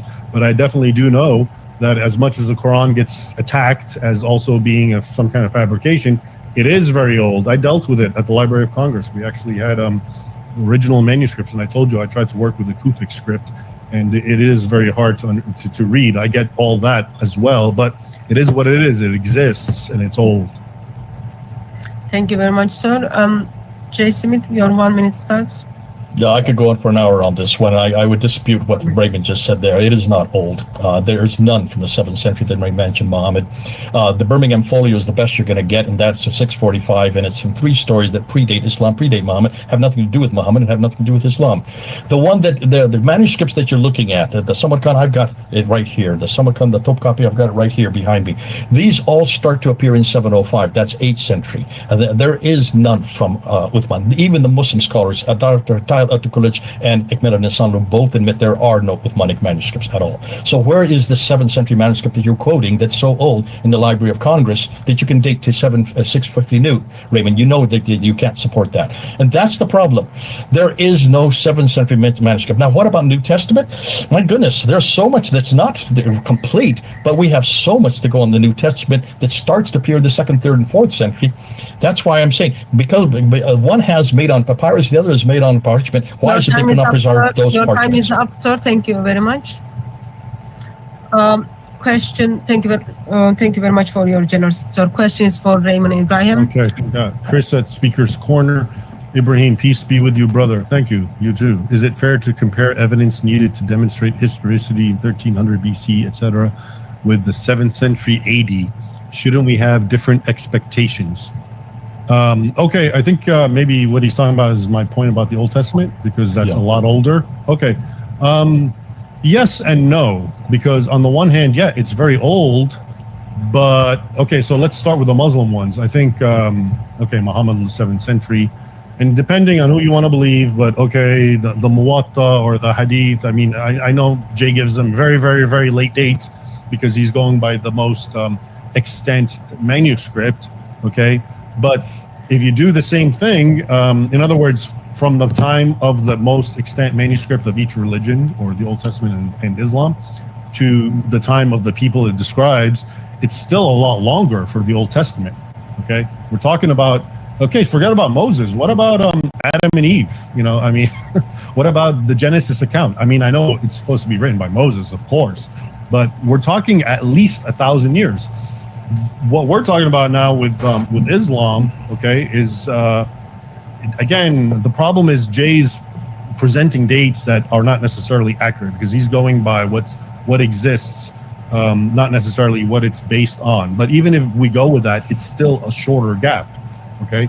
1300s from 800, that's maybe 500 years as opposed to 1,000. So yes, I get it. He made the point that, we don't expect anything from the Old Testament because it's so old. But that's a subjective argument.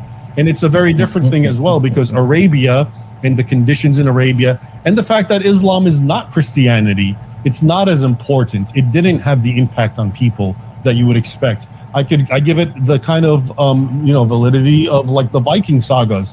But so it is not that important, but we do have it.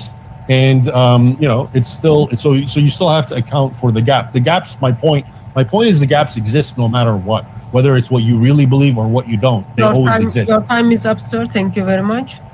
Jay Smith? Actually, Raymond just answered my point for me in the very last sentence that he made. And that's really what Chris is getting at here. Thank you, Chris. I know, Chris. Listen, when you're looking at 3,400 years ago versus just 1,400 years ago, no one in their right mind would expect any manuscript evidence from that far, especially when it was written on papyrus. That's why he's saying, you can't make the same comparison. And you agreed with that. That's why we go to artifacts. And I've already answered this. I'm not going to go through that again. But this idea that when Christianity was was introduced, and when it was such a small bit of people that were affected by it. Whereas when Islam was introduced right across the world, known world at that time, and yet we can't find anything about this man or this place or this book, and yet it dominated the 7th century. All these people that were dominated by them, they don't refer to them. They don't even refer to the book, and they don't refer to the place. That's the problem, and that's what we're saying. It was so huge, it came across the world so big, and yet nobody seemed to know about it for at least 2, 3, and I would say for at least 400 years. Sorry, thank you. I think this question is for Jay. Oh, is this it here? Why would they believe themselves Ishmaelites? That's like being a Jezebel Christian. If a people could reconstruct the oral law, could they do it with Muhammad? Why are they second-class cultists? Okay, Just a second. I wasn't sure if the question is for you. Raymond Ibrahim, do people call you Dr. Ray? Like, I was just thinking maybe that. Okay, this is for him. It's not for me. Whatever. Yeah. Go ahead, Raymond. You take this, and I'll respond to it. Okay, Dr. Ray, why would they believe themselves Ishmaelites? They don't. That's what people called them.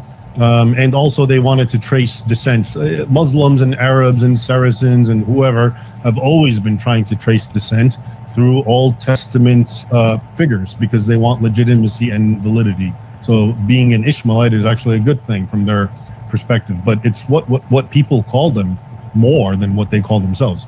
Let me continue the question. That's like being a Jezebel Christian.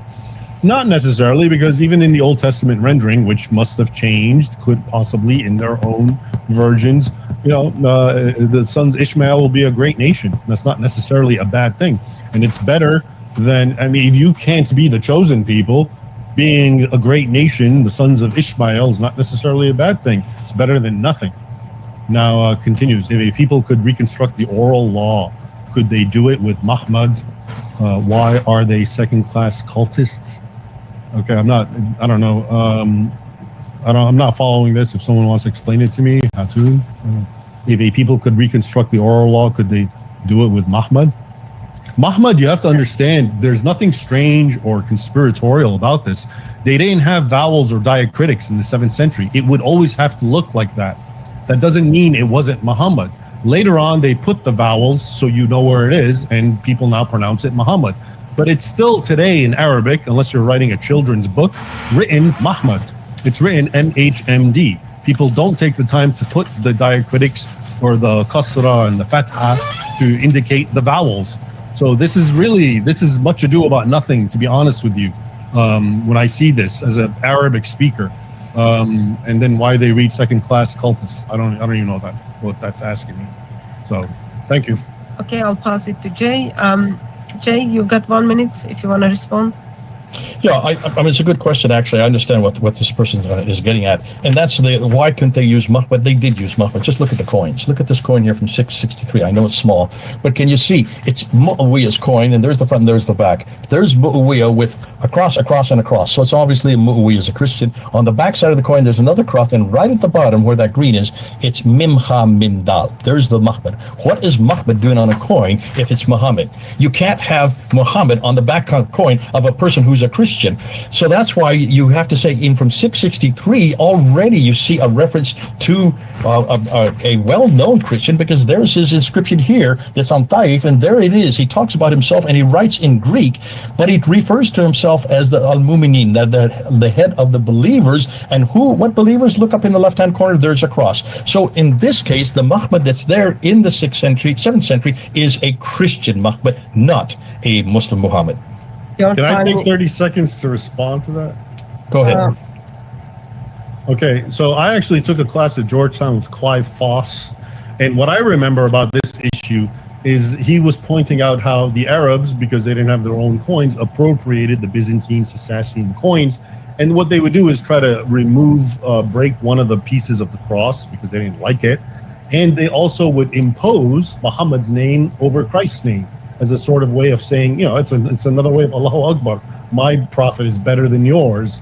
And so that is how I always understood why Muhammad's name appears on coins that were originally Christian, because it was an appropriation and it was the best they could do to kind of, erase the Christian aspect. you're imposing Muhammad not as the praised one, Jesus, but as this is our prophet over yours. That's actually what I had a class about, and I only want to say it because it came to my mind right now.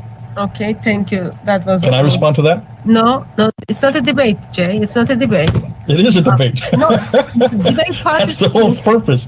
Because there's a great response to what he just said about Clive Ross and Volker Pop. He needs to go to Volker Pop. I have nothing against Clive Ross, but he is not an expert in this area, and his opinion has been now rebuked because of the fact that they're both on in the same form, and you need to look at the scripture to show that he was a fine Christian. But there's much more we could say about Mu'awiyah being a good Christian. We'll do that for another time. Thank you very much. And that was officially end of 1 hour.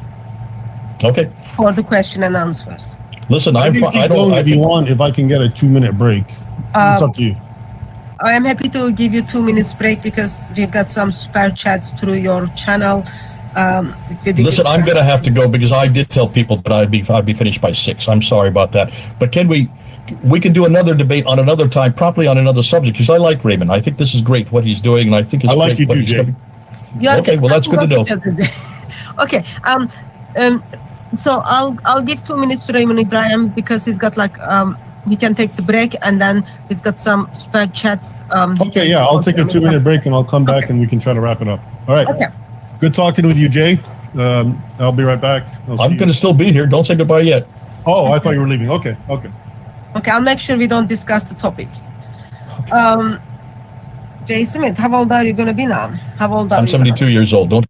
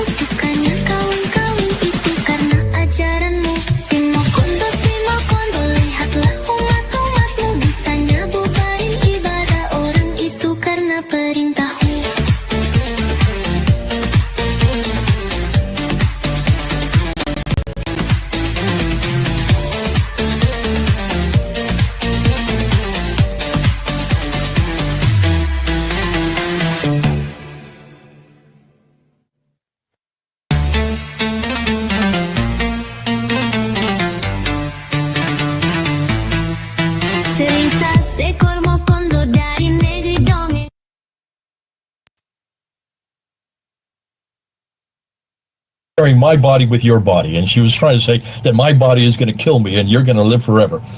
I don't know about that. No one is going to live forever. Okay, so let's deal with a couple of super chats and then kind of we're officially done. Raymond Ibrahim. Okay, Logan Misiak. I'm with Ray. Thank you. We have to acknowledge that we are limited to oral and written tradition when we are talking about people who lived thousands of years ago. Yeah. Okay. And Isaiah, thank you very much for your generosity. And Raymond Ibrahim. Adam Bernard, thank you for the czar. Hit that like button to draw that line, or you could get zutted. I think he's talking about al-zut. Yep. Which is, again, goes back to why would they create that for Muhammad? But okay. Thank you. Okay, thank you very much.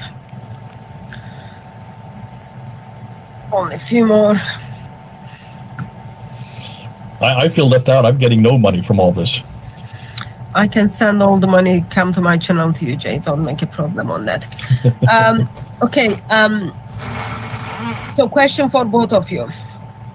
Were the Spanish justified for Inquisition, or does it deserve condemnation? All things considered, I would say it is justified and overdue.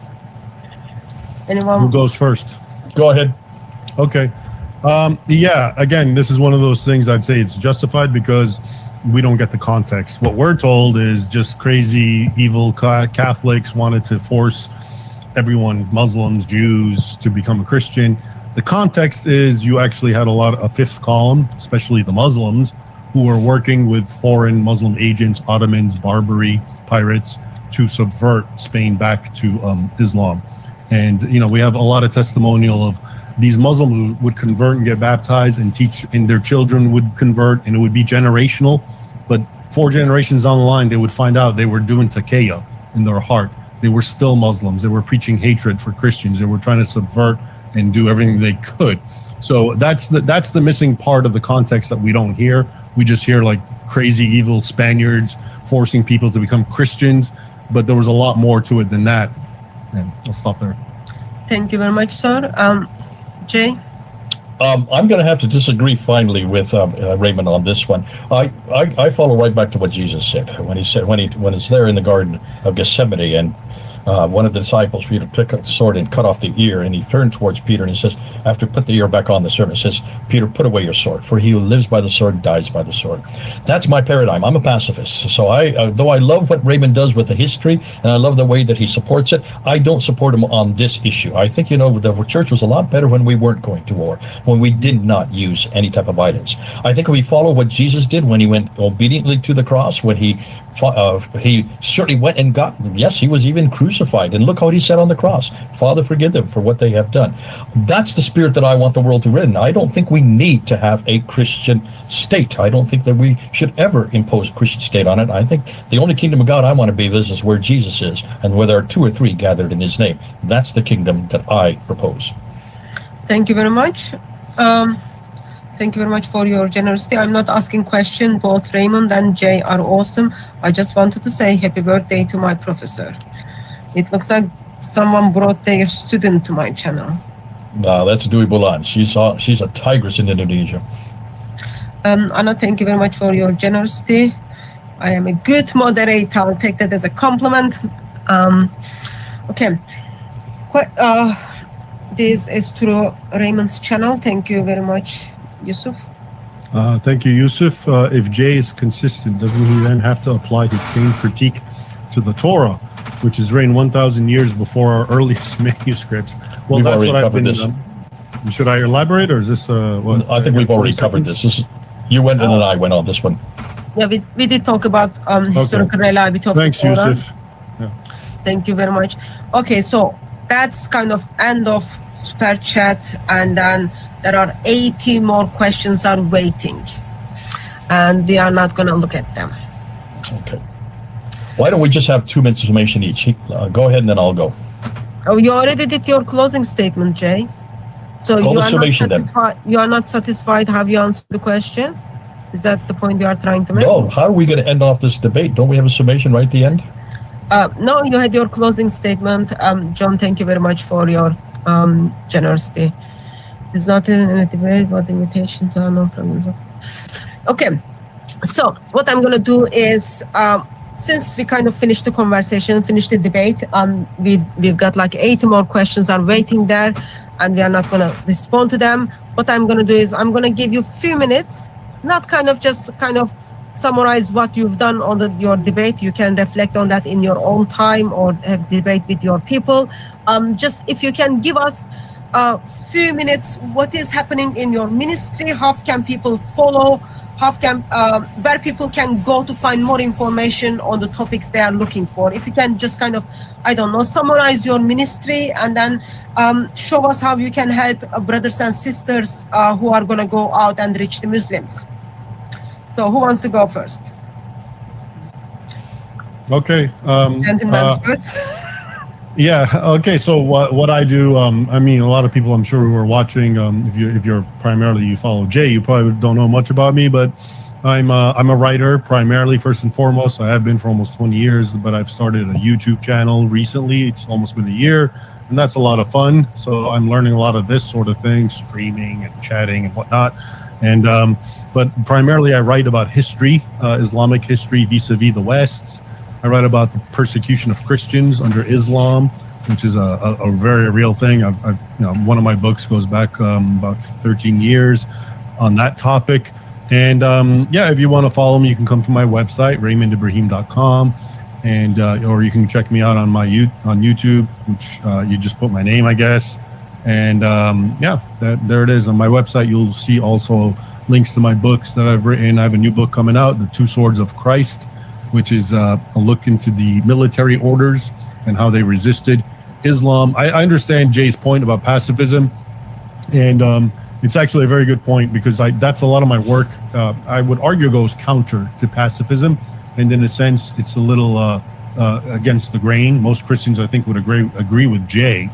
But I think what I try to show is the historical context. It's very easy for us now to sit and poo-poo Christians who fought back. But when you really see what was happening, if they didn't fight back, Christianity could have died, believe it or not. And I know people will say, well, Christianity thrived through persecution during the Roman times. That may be the case, but I do believe there is room for just war theory. And I think that's one thing that needs to be at least analyzed and, if not possibly, reclaimed. So a lot of my work actually delves into that aspect. Thank you. Okay, thank you very much. Is there anything brothers and sisters who are watching you can pray for you in this coming weeks? Just pray for me per se, from beginning to end. Thank you very much. Thank you. And Jay Smith. Yeah, 2 minutes. I've been working in this world, this type of work as a missionary. I'm a son of missionaries and a grandson, so I'm third generation missionary. Was born and grew up in India, and so I was surrounded by Muslims all around me. There were about over 200 million Muslims mostly in northern India. So I had Muslim roommates, Muslim classmates, and I found them to be the most exciting people, and they're my favorite people. I've grown up with them, and I just love them to death. And I love their energy. I love their passion. I love the fact that they are willing to die for what they believe. And I wish Christians would be as passionate as they are. And they are the ones that really drive me to continue to bring them home. I want to bring them home because they've got the wrong God, the wrong book, the wrong man, and they've got the wrong salvation. So that's what I've been doing for almost 44 years now. Now, as far as what I'm doing now, I have also a YouTube channel like Raymond Ibrahim, and it's called Fander Films, P-F-A-N-D. There it is on the bottom right there. I have about 120,000 subscribers. Most of what I'm doing now is this historical critique because there's so few of us that are doing it. Very few of us want to really get into this. And I agree with Raymond. This is not something for everybody to do. It is only for a few of us who are interested in the origins. But much of the material comes from my work at 25 years of going down to Speaker's Corner every Sunday, getting up on a ladder and taking on hundreds of Muslims. Raymond, that's why I am the way I am. I have to speak like that because that's the only way you can really win a lot of the arguments at Speaker's Corner. Now, Hatun has been with me. She's been with me since 2013. We were together at Speaker's Corner for at least 4 or 5 years. And because of that, we in some of the material that I've worked out have moved it gets into Fander Films, and then I teach it in a master's degree program at Veritas International University. It's a master's degree program that goes for 2 years, and we have 10 courses. Each one is 8 weeks long. The next one is going to be on apologetics and polemics starting up on Monday. So if you want to find out about it, just go to MAPI. Just go up to the MAPI course, and you can come and join. But you have to be a Christian. Okay, I'll put the link in the description so people to check it out if they want, and also I will put the link to the description for Raymond Ibrahim's books. Check them out as well, and keep eye on the one which is coming. Raymond Ibrahim, do you want to say thank you to this last super chat? Yeah, Johnny B. Thanks and God bless, he writes, and I reciprocated to you completely. Thank you and God bless. And thank you very much everyone in the chat who joined us in both channels. I'm sorry we were not able to go through all of your questions, but we really appreciate that you took time and spent with us for 3 hours, 21 minutes, 37 seconds. So thank you very much for that. And of course, thank you very much to Raymond Ibrahim and Jay Smith for willing to have this debate and discussion and helping me to once again be confident whether Muhammad exists or he is not exist. Jesus Christ is the King of Kings, Lord of Lords, and Muslim needs to know his glorious gospel and they need to repent and turn to our glorious God. So thank you very much for reminding me that once again. And we will see you probably on another live stream or any other different platform. Until I see you again, may Christ crucified silence you with his love, as well as please subscribe to Raymond Ibrahim's channel if you haven't, or if you are in that channel and have not subscribed to DCCI Ministries and Fonda Films, do so to get more resources. God bless you all, and we will see you again.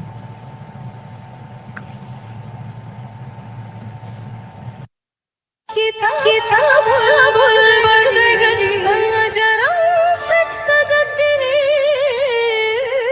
belasan santriwati dikabuli oleh kebiadaban umat Nabi Mukundu melakukan praktek bertukar lendi.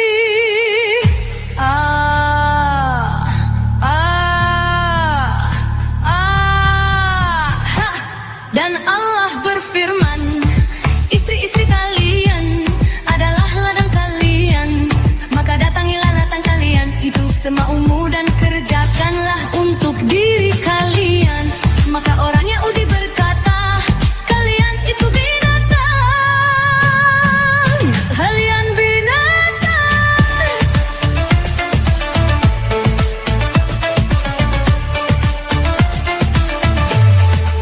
Sedangkan kami mendatangi mereka dengan satu macam posisi. 3 kenikmatan Allah paling hebat, yaitu mencium wanita, menyentuhnya dan memasukkan batang ke warjahan. Sebelum berjimat berdoalah dengan menyebut nama Allah. Ya Allah, jauhkanlah kami dari setan, dan jauhkanlah setan dari rezeki yang Engkau anugerahkan kepada kami. Bila mulut wanita besar, maka wajahnya juga besar. Bila mulutnya kecil, maka wajahnya kecil juga sempit. Bila kedua bibirnya tebal, maka wajahnya juga tebal. Bila kedua bibirnya tipis, maka wajahnya tipis. Bila bibir bawahnya tipis, maka wajahnya kecil. Bila bibirnya merah, wajahnya kering. Bila hidungnya mancung, artinya tidak begitu berhasrat untuk berjimat.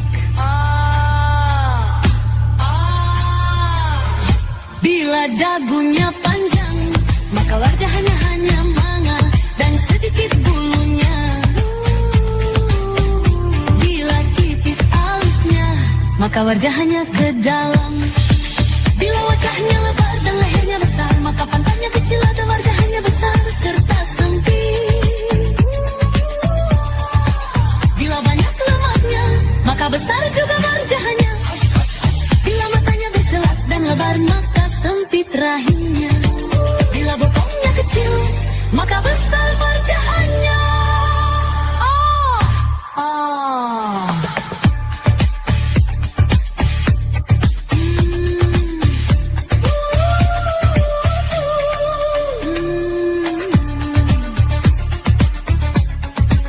Buka sempak cerot, segala puji bagi Allah yang telah menjadikan air mani ini menjadi manusia.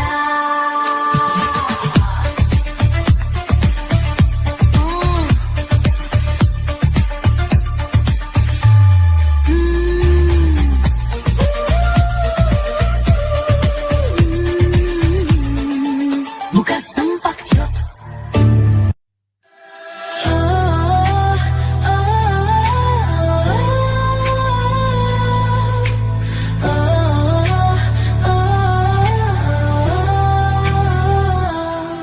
Bercerita tentang sebuah mimpi, bertemu seseorang yang mengatakan si bocillah istrimu.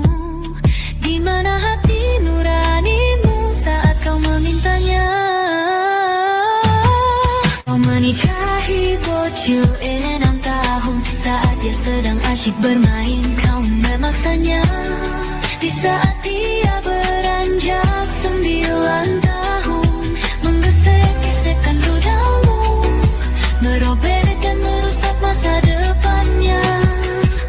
Berdalih untuk melindunginya, tapi kau merudalnya. Di mana otakmu saat kau menggesek-gesekkan ludahmu kepada si bocil? Oh bejatnya, si bocil sungguh sadisnya cintamu dengan si babi. Dengan si bejat kau habiskan sisa hidupmu, selalu tersiksa oleh dia tiada dapat si mukondo. Si bocil sungguh tragisnya masa kecilmu, dipukul di rudal si mukondo. Masa depan indah terenggut karena kau tak berdaya.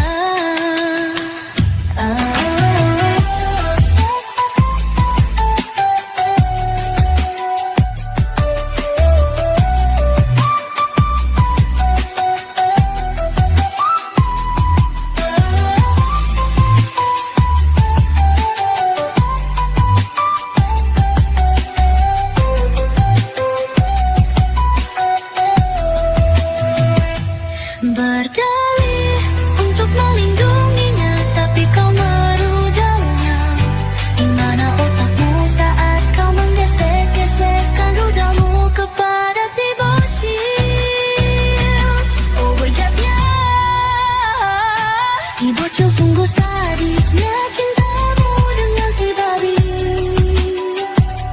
Dengan si bejat kau habiskan sisa hidupmu, selalu tersiksa.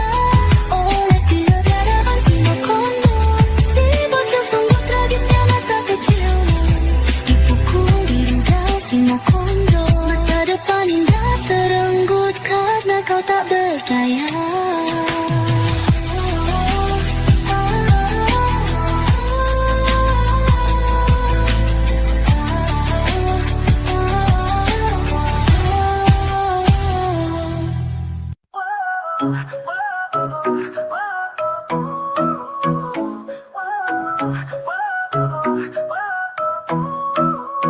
Oh besar, maha kuasa, itu katanya. Namun ketika murtadin Dewi Bulan menantangnya, Allah diam tanpa mengirim azabnya. Oh mengapa murtadin Dewi Bulan berani menantang Allah? Muhammad bukan nabi yang sah, Islam itu salah, Allah juga bukan Tuhan lah.